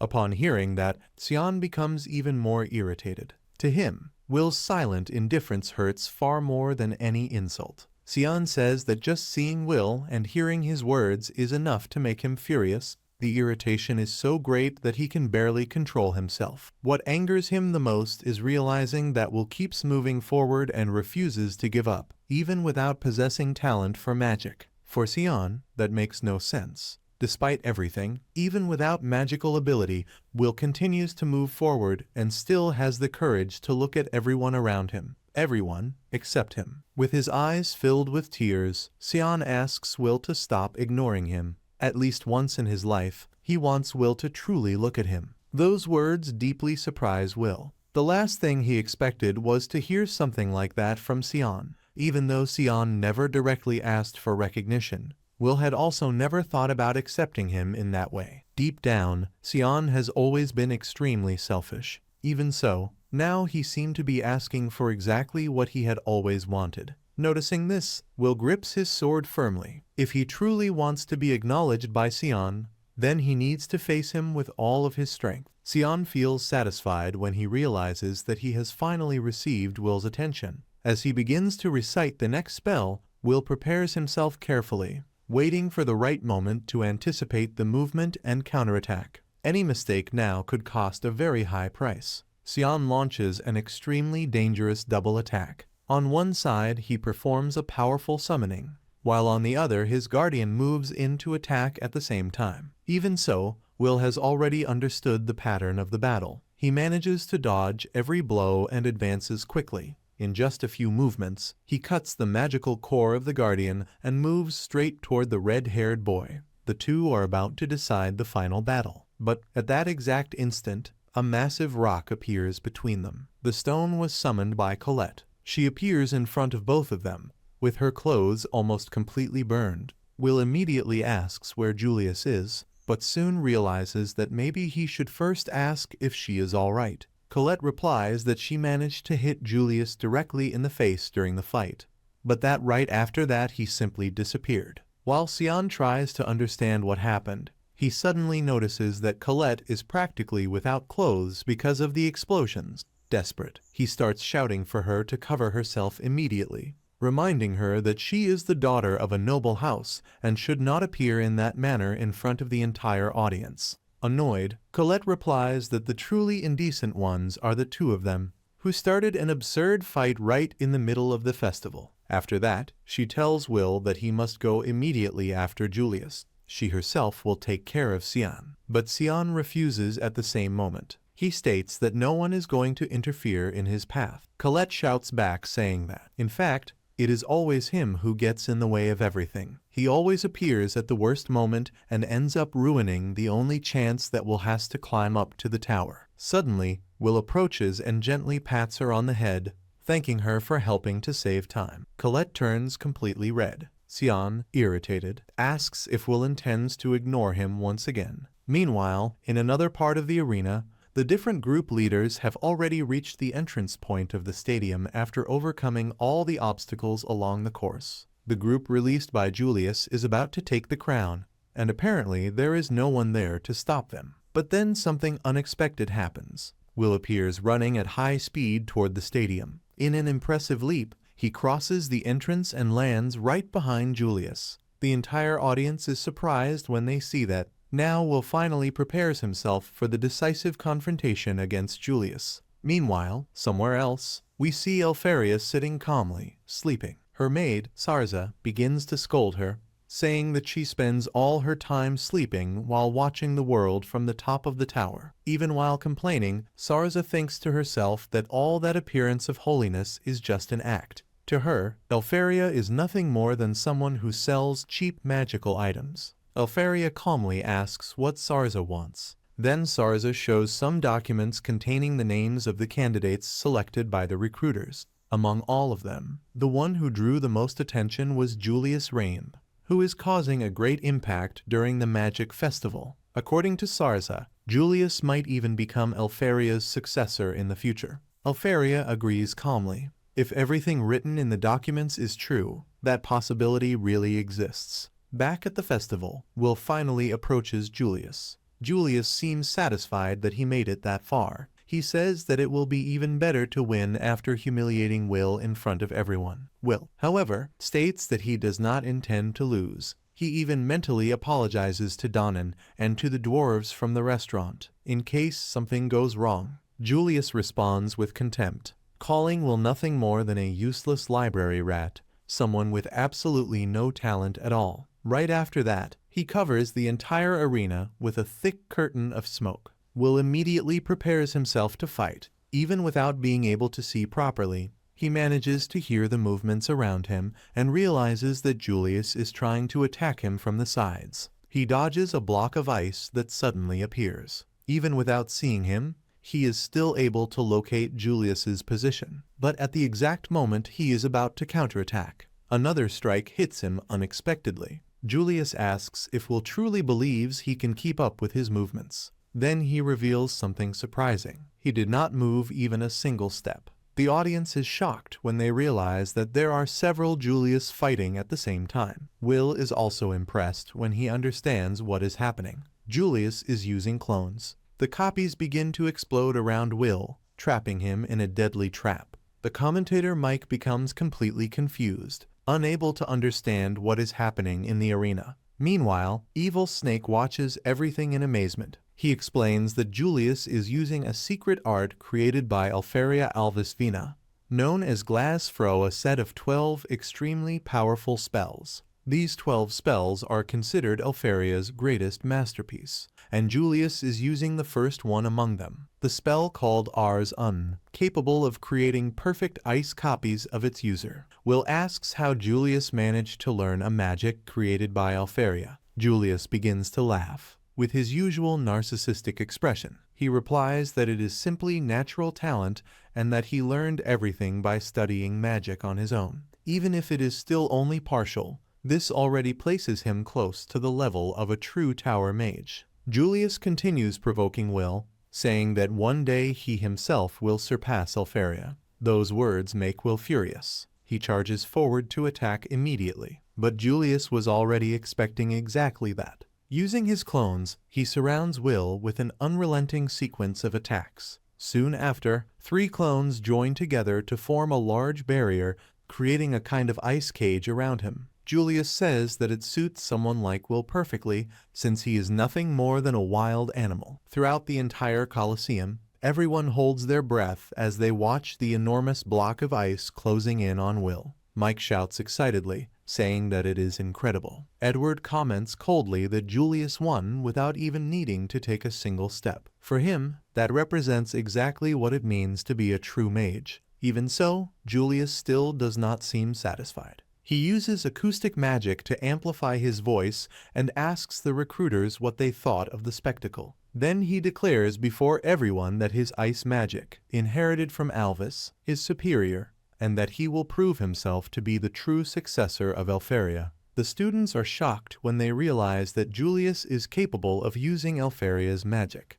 Meanwhile, Iris watches everything in silence. She realizes that Julius arranged all of that just to show off in front of the audience. He deceived Will and carefully prepared the entire situation. But Iris also realizes something else. If Julius does not win now, that entire display might end up turning into a massive humiliation in front of everyone. At that moment, the enormous block of ice begins to crack and soon shatters completely. From within the fragments, Will emerges, standing, as if nothing had happened. He comments that he needs to thank Julius, since the ice magic ended up helping to cool his head. Normally, he loses a bit of control when something involves Elfie. Julius becomes furious upon hearing that. Shouting, he declares that now he will humiliate him in front of everyone. However, Will acts so naturally that it seems like he is not even taking the fight seriously. Julius launches an immediate attack. However, in an extremely fast movement, Will takes advantage of the trajectory of the projectiles and appears behind Julius's 2 allies.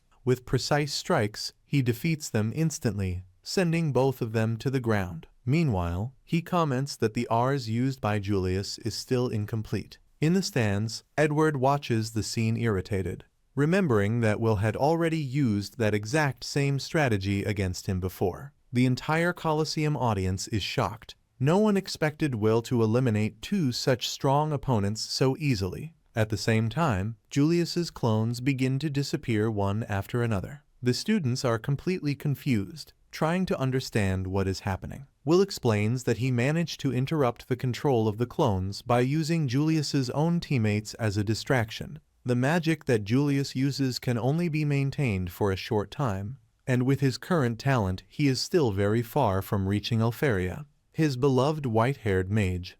Julius is shocked when he realizes that Will understands magic better than he does. Then, Will reveals that he grew up with Yuya in the same orphanage and studied her magic out of admiration. He acknowledges Julius's talent for being able to reproduce that technique, but explains that the spell he used was created by Elfaria when she was only 2 years old and still had many flaws. Shaken and furious, Julius creates 8 clones at once to win through sheer numbers. However, Will remembers that Elfaria used to fight him using 10 clones when they were children. Calmly, he dodges the attacks and destroys all the clones, defeating Julius with a final blow. The Colosseum falls silent for a few seconds before erupting in shock and admiration. Even without magic, Will defeated a powerful genius. In the stands, Iris celebrates the victory. After Will's impressive victory over Julius, everyone believes that he will win the tournament. However, while the others were fighting, Whitnell suddenly appears, grabs the crown, and wins the game, leaving the entire Colosseum in shock, especially Will, who is completely stunned. Whitnell's team is declared the winner at the tower. Elfaria then talks with Sarza and asks if there is any magic capable of going back in time or erasing memories. The question arises because Elfaria discovers that Will believed she used clones only to provoke him when they were children, when in reality she only wanted to spend more time with him. After the festival, Sion is still irritated that Will defeated Julius and promises to surpass him one day. Later, Will and his friends celebrate at the restaurant of the Ains family for having fulfilled a promise. Even without winning the tournament, Julius appears at the place humiliated, helping to wash dishes. After his defeat, Warner comments that, after the festival, Will's life will probably change. In fact, a few days later, at the academy, Will becomes very popular. Many students want to form teams with him for dungeon exploration training,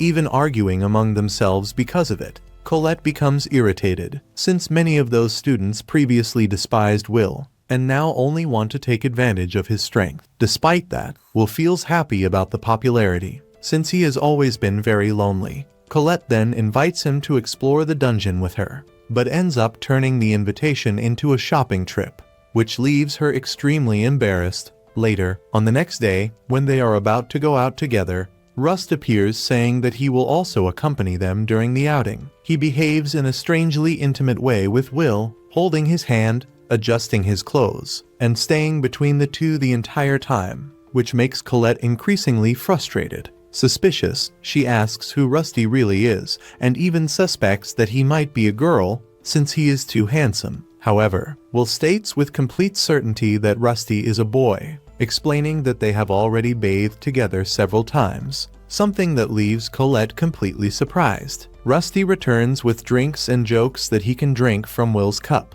which irritates Colette. Soon after, he suggests that Will take his swords for maintenance. When Will steps away, Colette confronts Rust and asks what he wants with Will. Rust responds directly that no one loves Will more than he does and claims that Will also likes him the most. The two begin a rivalry, arguing about who is closer to Will. Meanwhile, Will meets Lahanna, who invites him to talk. In a tea house, he discovers that some of the strongest students in the academy are gathered. Lahanna reveals that she wants to form a special group for the upcoming dungeon training and invites Will because of his experience and performance at the festival. Julius and Sion initially reject the idea, but Whitnell defends Will, reminding them that he has already defeated powerful mages with his sword. In the end, everyone accepts Lahanna's proposal. She explains that she wants to climb higher and higher in the tower and gain great recognition. Since her family, the Owens family, has a short lifespan and carries great pressure for significant achievements, the group then agrees to work together. Later, Warner officially announces the beginning of dungeon training. The students must explore for a week, facing dangerous monsters to earn credits. Edward also warns that the risk of death is real. When the training begins, the students arrive at the base camp on the 6th floor. Colette insists on accompanying Will in Lahanna's group. Rust, however, needs to remain at the camp due to his duties. Meanwhile, mysterious figures outside the dungeon discuss dangerous matters, including a possible failure in the barrier that protects the world. Inside the dungeon, Will's group faces an army of crimson monsters. Will prepares to protect the mages, but discovers that Lahanna is an exception among them. Descended from knights, she masters close combat. With great skill, she quickly defeats all the monsters and explains that the group should prioritize advancing quickly rather than competing for credits among themselves. In the dungeon, Will remembers that the most important magic in that place is enemy detection. Since he cannot use magic, he does not have that ability and ends up being seen as a burden by the group. While the others defeat monsters easily with magic, Will can barely act and ends up only carrying bodies to earn credit. Even so, he decides to keep trying to help. After a long advance, the group takes a break. Whitnell creates an illusion barrier to keep monsters away and, during the rest, shows disdain for Will, stating that only elves can touch those they consider worthy. Colette becomes irritated, but Will tries to avoid conflict, explaining that this is part of elven culture. Lahanna then reveals the group's true objective: to find and defeat Luminos Navarros, a rare creature worth about 110 credits. She believes that, working together, they can defeat the guardian of that floor and prove their capability to the tower. As they advance through the dungeon, the group finds several monsters dead along the way, all defeated purely by physical strength, with no signs of magic. As they get closer, they discover something even stranger. Navarros itself is already dead, apparently recently defeated by someone unknown. Suspicious, Will remembers that detection magic is not perfect and decides to trust his own senses. He senses danger above them and tries to warn the group, but the monster suddenly appears and attacks Wall, destroying the ground and causing everyone to fall into a deep cavern. Will saves Itnal during the fall, but the two end up separated from the rest of the group. They discover that they have fallen to the 11th floor of the dungeon, an extremely dangerous area known as the Jaws of Nightmare, where only very powerful mages usually enter. Meanwhile, Lahanna's group realizes that they are lost at that deadly level. Separated, everyone is at risk of dying if they do not reunite quickly. In another part of the cave, Itnal faints and dreams of voices of elves, saying that he is useless and without talent. However, when he wakes up, he finds beside him the enormous monster already dead and realizes that Will probably defeated it alone. After defeating the monster, Will tries to treat Whitnell's injuries, but the elf refuses to be touched and decides to treat himself. During the fall, almost all the equipment was lost, leaving only a few secondary weapons and limited supplies, enough to survive for about 2 days. Whitnell believes that the best option would be to wait for rescue, but Will insists that they need to find the others before it is too late. Meanwhile, outside, Warner discovers that something very serious has happened in the dungeon. A monster stampede destroyed one of the camps and killed teachers, in addition to destroying the control devices. Edward then orders the immediate cancellation of the training, suspecting that everything was planned. Inside the dungeon, Will and Whitnell continue advancing. Even without detection magic, Will uses his experience and senses to perceive dangers. Soon, they are surrounded by demonic boars, but Will defeats the monsters with ease, surprising Whitnell. He also explains that these enemies are blind and rely on smell. Because of that, Whitnell's illusions do not work on them. Gradually, Whitnell begins to realize that Will is far more skilled than he had imagined. However, he reveals his frustration. He believes he has no talent and considers himself a failure among the elves, since he cannot materialize his illusions like others of his race. In a flashback, we see that he always tried to reach the level of his adoptive sister, Eleanor, a powerful elven mage, but never managed to do so. Meanwhile, Lahanna explains to Colette that many students who remain at the academy are seen as mages who have not yet managed to prove their true talent, especially when compared to prodigies like Elf. Back in the cave, Whitnell admits that he often mocks others just to hide his own insecurity. He even asks Will to abandon him, believing that he is only holding him back. However, Will refuses. He states that Whitnell is an incredible elf and promises to protect him until he is able to stand on his own again. As they advance, Will continues defeating increasingly stronger monsters to protect Whitnell. Impressed by Will's endurance and determination, Whitnell begins to question why he keeps fighting to save him instead of simply leaving him behind. Will senses that something dangerous is approaching. Soon, several Balkars appear, flaming creatures extremely resistant to physical attacks and common magic. The only magic truly effective against them is the illusion magic of the elves. Will asks Whitnell for help, but he believes his magic is incomplete and useless. Even so, Will encourages him, saying that making mistakes is part of learning, and that they both share the same dream of reaching the tower where Elf is. During the fight, Will cannot defeat the monsters alone and continues insisting that Whitnell believe in himself. Will's words finally reach him, and he decides not to betray that trust. He overcomes his doubts and manages to materialize his illusions for the first time, creating a massive barrier of trees that blocks the monsters. Recognizing Will's value, Whitnell kneels and apologizes for having despised him. Admitting that he is a true warrior, the two then reconcile. After that, Will uses a magic carpet created by Rust, which, with a few drops of his blood, reveals a map to locate their companions. With the help of Kik, who recognizes the scent of Colette and Sion, they decide to search for the rest of the group. Meanwhile, in another part of the dungeon, Julius and Sion face a large horde of evil sentinels. Sion fights with fury, still irritated by his defeat to Will. On the upper floors, monsters also invade the students' camps, causing panic. At that moment, Snape appears and quickly eliminates the creatures, helping the students escape. Afterward, he informs that almost everyone managed to flee, but Lahanna's group is still missing on the 11th floor. Meanwhile, Colette and Lahanna continue lost in the dungeon, marking their path with crystals and almost out of supplies. Lahanna blames herself for putting everyone in danger because of her ambition, but Colette consoles her. Later, Will and Whitnell find Sion and Julius, surrounded by the bodies of defeated monsters. However, shortly afterward, they all come across a terrifying scene. A headless man, carrying the head of a teacher, appears before them. At the same time, Colette and Lahanna encounter the same enemy, accompanied by a hooded figure named Marcy. The pair realizes that something far more dangerous is happening inside the dungeon. Two mysterious enemies reveal that their goal is to destroy the false sky, the great barrier that protects the world. The headless man tries to attack Colette and Lahanna, but Will arrives in time, guided by Kik's sense of smell and the crystals left by Colette. Even so, he is easily thrown aside by the enemy. Before leaving, Marcy calls him, and the man summons a powerful monster, an evil Grand Duke.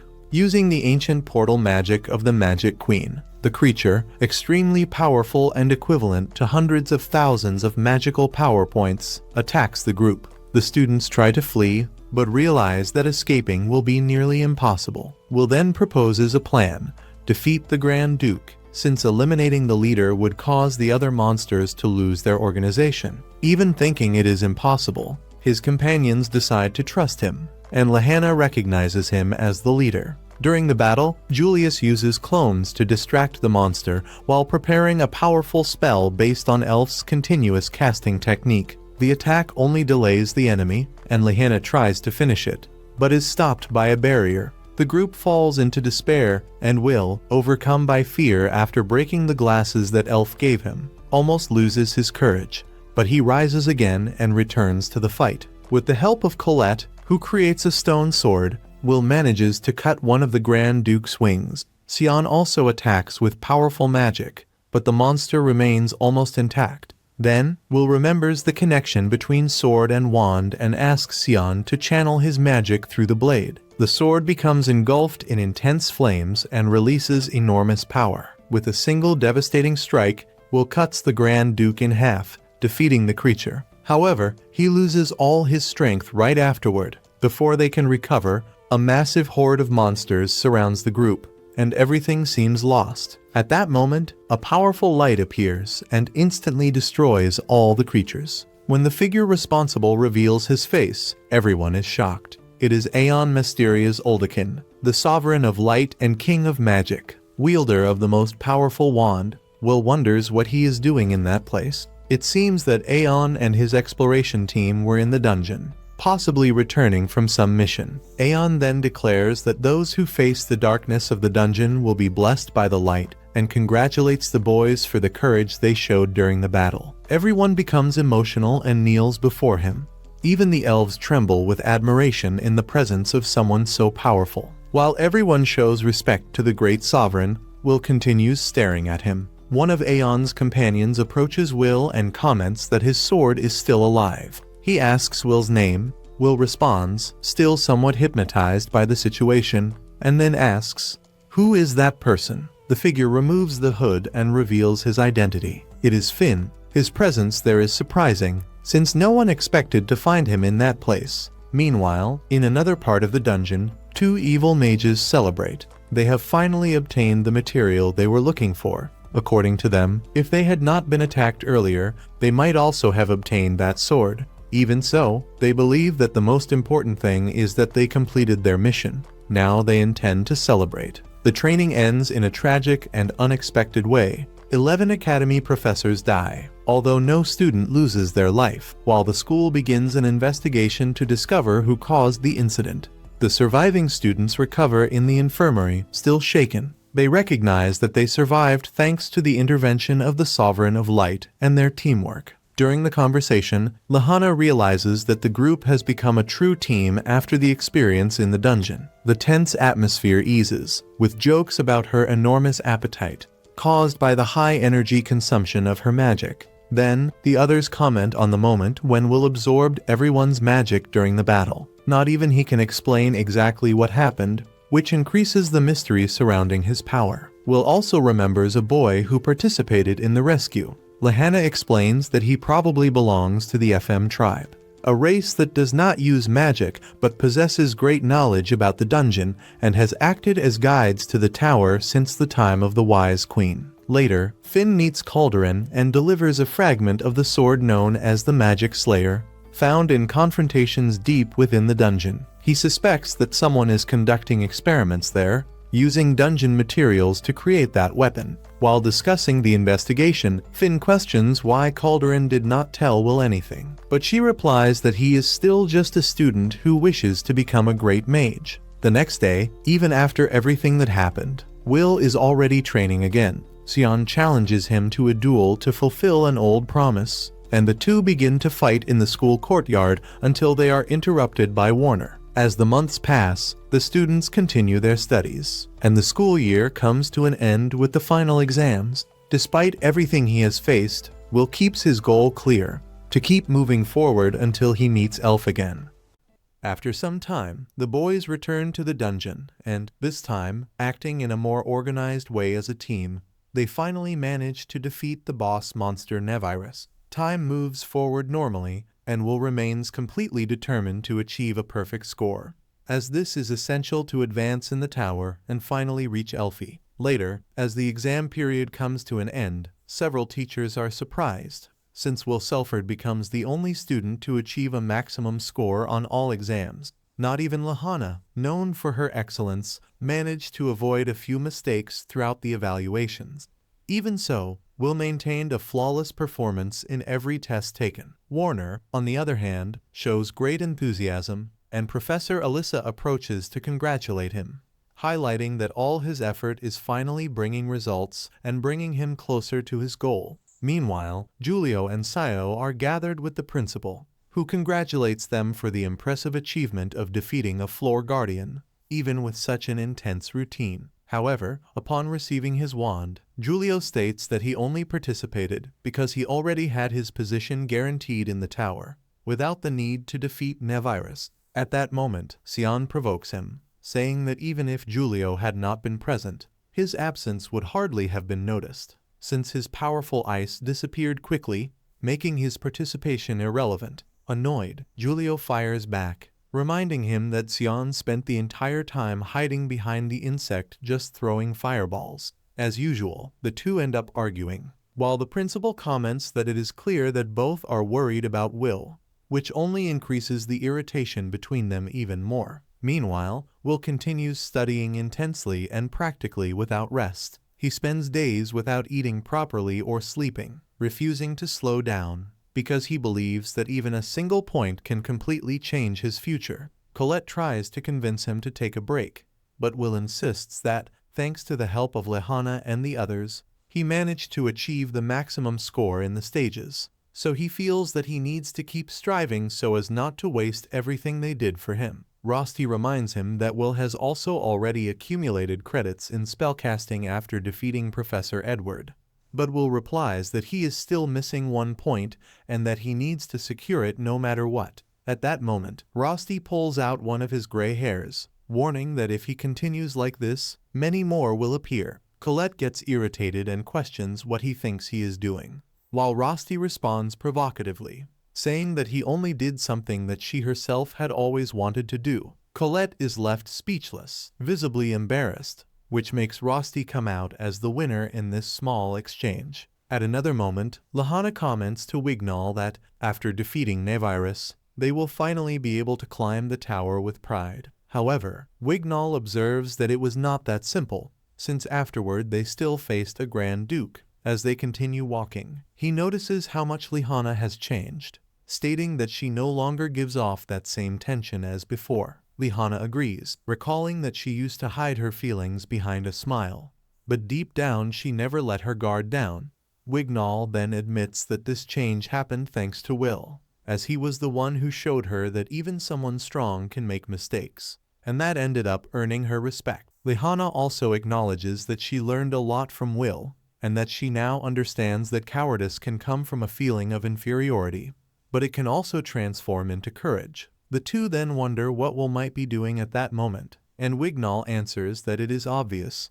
He is probably in the library, completely focused on his studies. Later, during the night, Colette, worried, decides to bring something for Will to eat, since he spent the entire day in the library. When she arrives there, she realizes that he ended up falling asleep from exhaustion. Taking advantage of the moment, she covers him with a blanket and confirms that he is indeed sleeping. Without missing the opportunity, she leans in, trying to give him a kiss, but Rosti suddenly appears and interrupts her. Surprised, Colette tries to justify herself, saying that it was not what it looked like and that she was just adjusting his clothes. However, Rosti does not believe her and states that he will not let anyone steal a kiss like that. Colette, trying to disguise it, says that she was just worried about Will, since even exhausted, he continues to push himself too hard, which could end up causing serious damage to him. She confesses that she does not like the way Will keeps chasing Albis Vina, as if he were bound to her, while she just waits at the top of the tower without doing anything. Deep down, Colette admits that she feels sorry for him, and Rosti agrees that he thinks the same way. Meanwhile, at the top of the tower, Elfaria meets Eleanor and comments that it is rare to see her outside her room, since she is usually quite lazy. Eliana responds by asking if Elfaria is still bothered by having lost the fight against her. In response, Eleanor states that she only lost because she was forced to use ice magic, and that if she had used other elements, she would have come out victorious. At that moment, Zio appears and asks both of them to lower their voices and move aside, as he is passing through. Elfaria questions what he is doing there, and Zio replies that it should be obvious, suggesting that she also came for the same reason. He explains that the moment is approaching, and that everyone needs to start preparing for the ritual, since the barrier is about to disappear. Meanwhile, Edward organizes the materials for the final exam, whose theme will be the origins of magic. The next day, upon entering the classroom, he announces that the test will consist of only one question, and everyone who answers correctly will receive 6 credits. He makes it clear that he will not accept vague answers and that he expects them to demonstrate everything they have learned over the 6 years at the academy. When the tests are handed out, the students are surprised to see the question, "What is magic?" Although it seems simple at first glance, they understand that it is a complex topic, but they believe they can answer it. After all, it is a fundamental question for any mage or elf. However, for someone without magic, that answer would not be easy at all. Worried, some begin to think about how Will deal with this.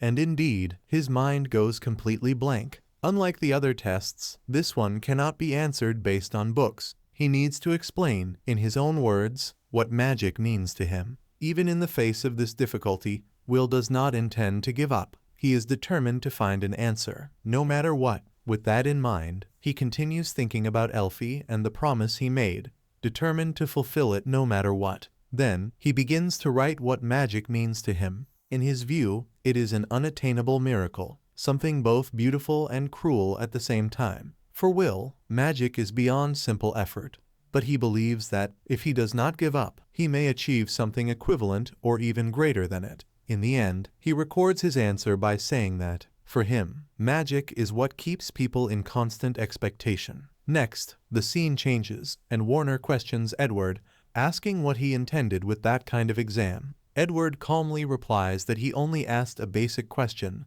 something that any aspirant who wishes to climb the tower should be able to answer. However, he reveals that only 4 out of 10 students managed to answer correctly, which he considers disappointing. Even so, Warner understands that Edward acted that way with the intention of specifically harming one student. Indignant, he asks if Edward does not feel ashamed of that. Edward, however, interrupts him and says that they are the ones acting irrationally by wanting to send someone to the tower who cannot even use magic. He argues that it is nothing more than a graveyard of wands, and that placing someone like Will in that environment makes no sense at all. In a world dominated by magic, a sword can never be equal to a wand. He also states that both Warner and the principal are completely mistaken, as they have started a dream that is impossible to achieve. Soon after, we see the list of students, and among those who failed is Will's name. He finishes with 7,199 credits, being just 1 point short of reaching what is necessary to climb the tower. The news leaves him completely shaken. Time passes, and in a garden, Rosti meets him to return his glasses, now repaired. During the conversation, Will shows frustration, saying that it was obvious he would not be able to answer that question. He feels defeated, believing that because of that, he will not be able to fulfill his promise. Rosti hugs him and says that no words will be enough to ease his pain, but assures him that he will stand by his side, no matter what happens. Meanwhile, the principal gathers with Wignall and Lehanna, asking if they managed to find Will, but they answer that they did not. Julio appears criticizing the search for Will, calling him a coward for having run away and saying that students who do not evolve end up leaving the academy. Wignall confronts him and demands respect, but Julio insists that in that place only magic matters, stating that someone who fights with a sword does not belong there. Sion admits that he cannot stand Will and reveals his frustration for not being the one who defeated him. Shortly after, Warner appears and decides to take over the search for Will, suggesting that the others take advantage of the Terminalia period. Meanwhile, the end-of-year celebrations begin. Claire leads the event with humor, hiding her frustration over absent friends, and recalls the story of Mercedes, who 500 years ago led mages to seal the sky and protect the world. Since the barrier needs to be renewed annually, the mages perform a collective ritual at the turn of the year, successfully recreating it. However, soon after the celebrations begin, a strange message appears in the sky and everything changes. The environment darkens, portals open, and demonic creatures invade Regarden. Those responsible for the attack reveal that they took advantage of the moment when the mages were weakened after the ritual to begin a massive massacre. By looking closely ahead, Will realizes that what he is seeing is not something ordinary, but rather magical portal circles, exactly like the ones they had previously seen on the 11th floor of the dungeon. The resemblance is undeniable, and this immediately puts him on alert, as he knows very well the danger that these structures represent and the kind of threat they can bring. Meanwhile, in the city, chaos has already taken over everything, with various different monsters appearing and attacking without any warning or apparent pattern. The streets, once busy, are now filled with panic, and people, completely desperate, begin to question the reason why creatures from the depths of the dungeons are now on the surface, something that should never happen under normal circumstances or under any known control. The scene then cuts to Claire Sarah, who, maintaining her calm even in the face of the critical situation and the despair around her, decides to act quickly and casts her defensive barriers without hesitation.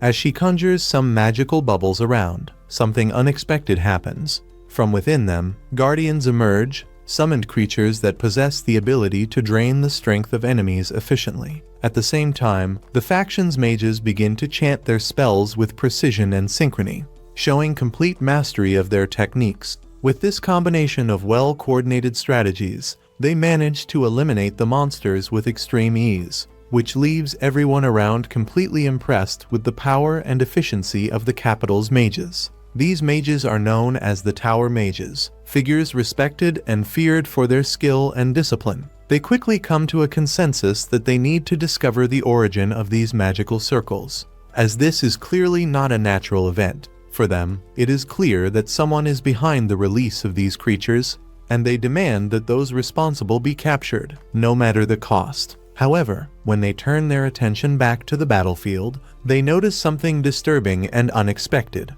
One of the monsters managed to survive all the simultaneous attacks that should have completely eliminated it, even after a new sequence of blows is launched against it.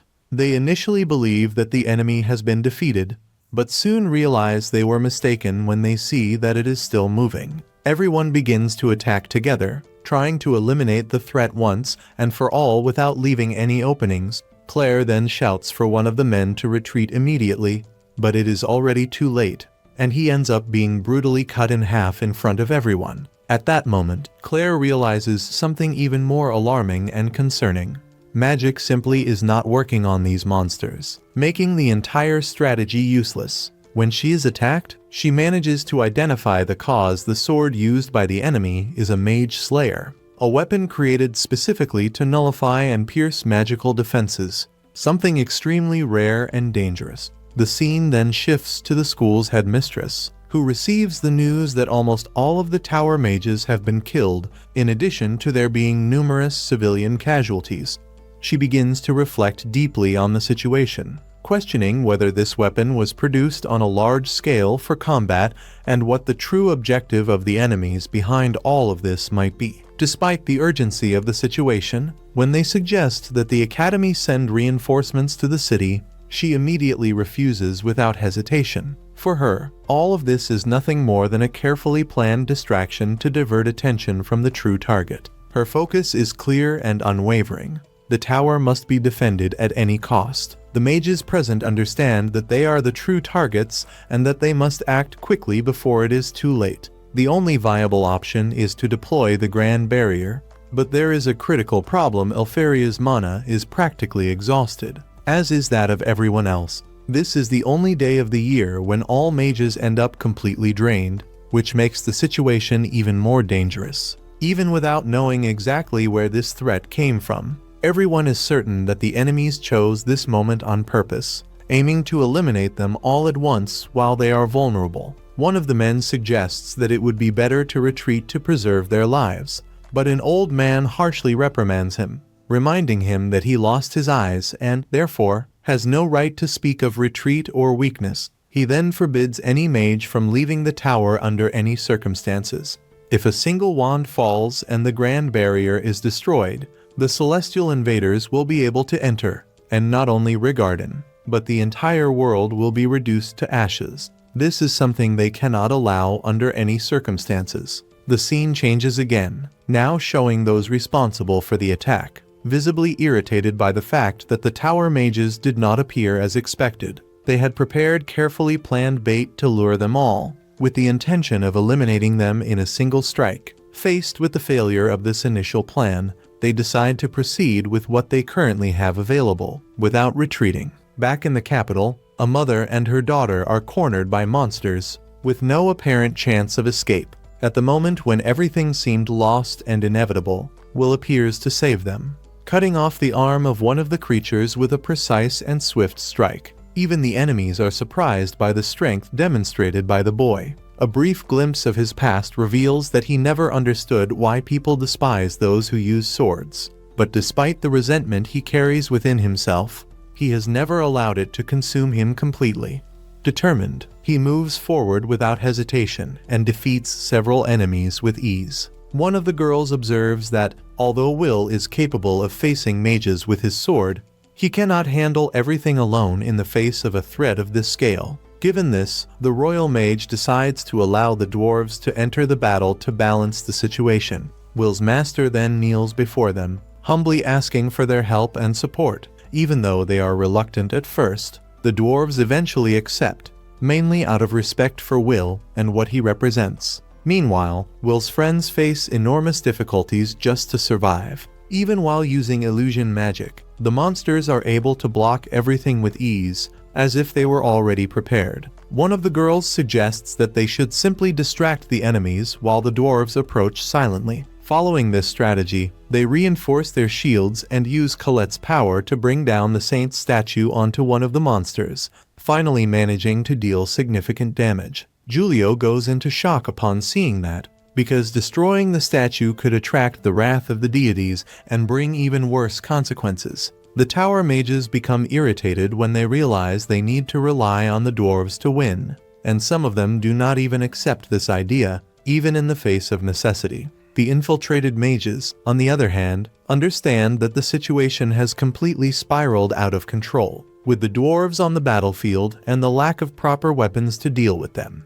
They decide to use their last card, something they had been saving for the most critical moment. Suddenly, a portal opens in front of Will, who is left in shock upon seeing the creature that slowly emerges from it. The beast advances immediately, giving no chance to react, launching him away with a single blow and knocking him unconscious from the impact. The scene shifts to Finn, who confronts one of the remaining enemies, demanding answers about the origin of the monsters and the plan behind all of this. The man claims that it is already too late to stop anything, and reveals that the plan was to take him to the depths of the dungeon. However, before he can reveal more details, he ends up being killed, leaving everything unresolved. Finn, in disbelief and frustration, refuses to accept that as the end of the answers. The scene returns to Will, who wakes up at the exact moment he is about to be hit, managing to dodge at the last second. He tries to understand where that creature came from and why it is so powerful.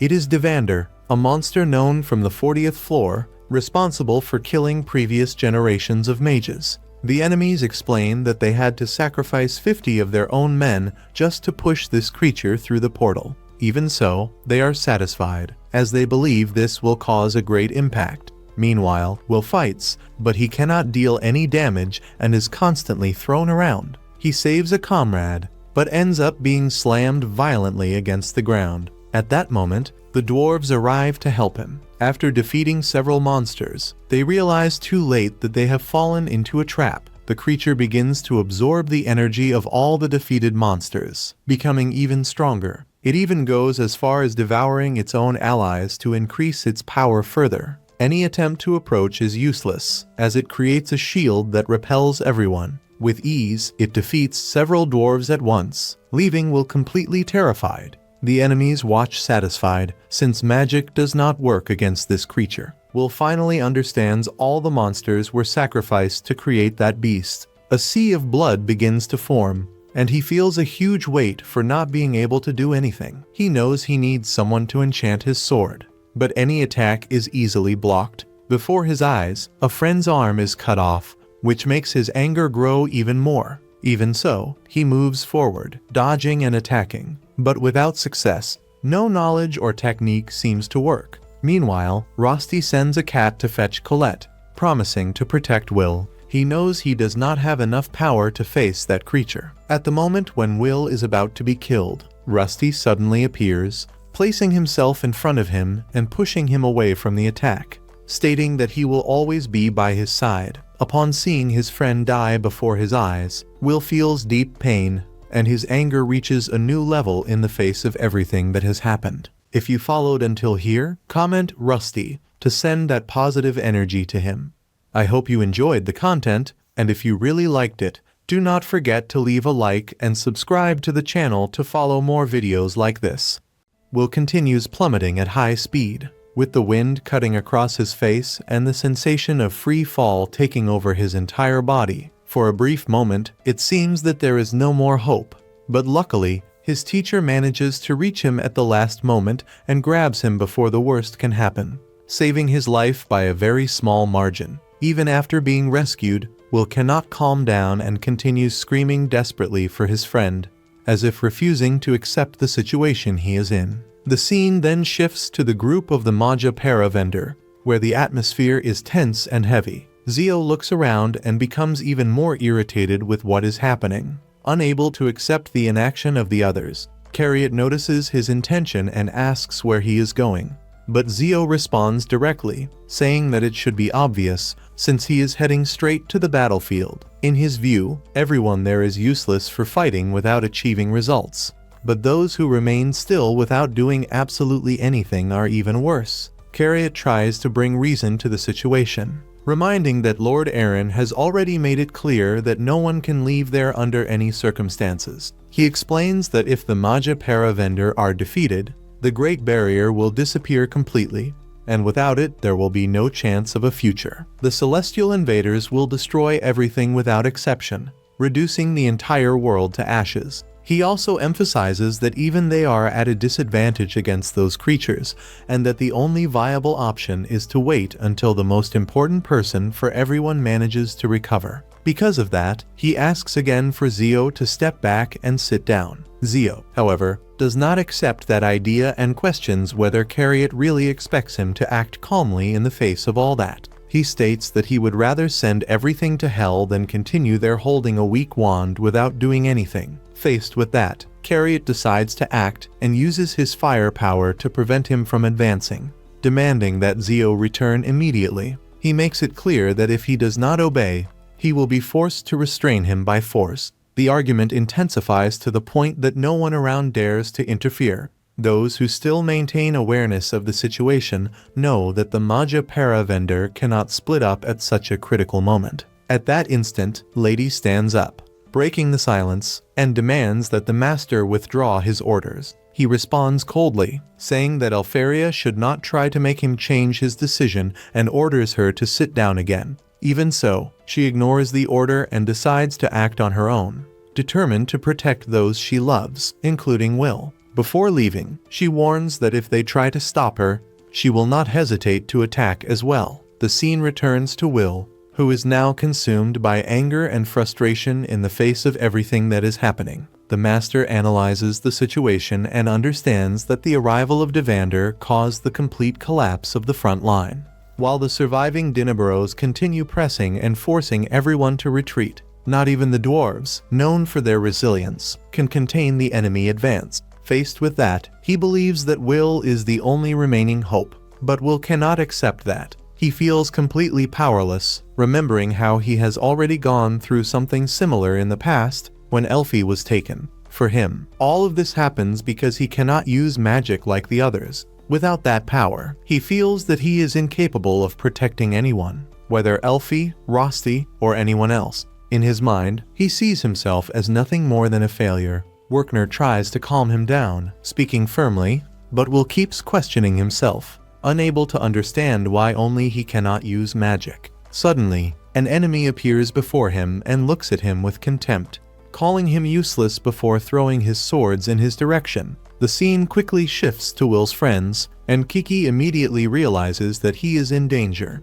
Without thinking twice, she starts running to help him, while Sion follows right behind. Meanwhile, the Headless Man continues conducting his chaotic orchestra, spreading destruction throughout the city. He attacks without mercy, as if everything were just part of a spectacle. Despite showing a desire to go out in search of new victims, he restrains himself, remembering that today his role is only to command. At the same time, the most powerful monster advances slowly toward the tower, as if nothing could stop it. Claire realizes that that creature has a level of power enough to defeat a Magia Vander, but even so she decides to face it. Right after that, the scene shifts again, and the teacher orders everyone to attack the monster, even if that means sacrificing their own lives. The dwarves protest, stating that their people have already been practically destroyed by serving as a shield on the front line. Donnan and many others have already been defeated, and now he intends to send the rest to their deaths.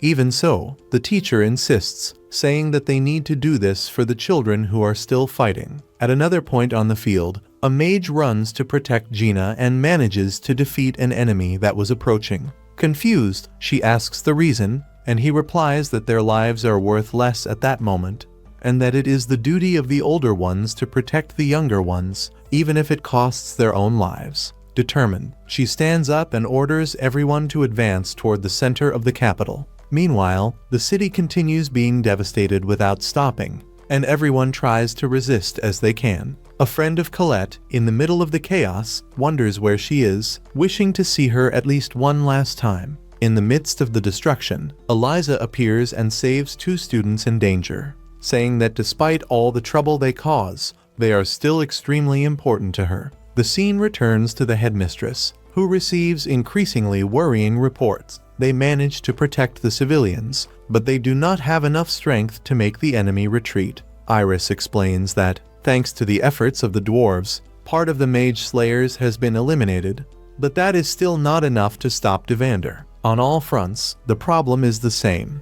There is not enough power to respond at the same level. The scene returns to Will's confrontation. The enemy who attacked him appears impressed by the teacher's strength, but even so managed to injure him. Will tries to understand what happened, while Werkner, gravely wounded, remains standing with difficulty. Even injured, he smiles, satisfied for having managed to protect Will. He apologizes and admits that, from now on, he can only rely on him. For Werkner, Will is the only person capable of saving the city. However, Will insists that he cannot do that. He feels completely broken seeing so many good people sacrificing themselves for him, while he believes he cannot save anyone. At that moment, Werkner embraces him and reveals that he has been hiding something important all this time. Will can, in fact, use magic. He explains that this will be enough to show everyone that there is still hope, even if it is through a single spell. Desperate, Will begs him not to die and asks him to reveal what his magic is.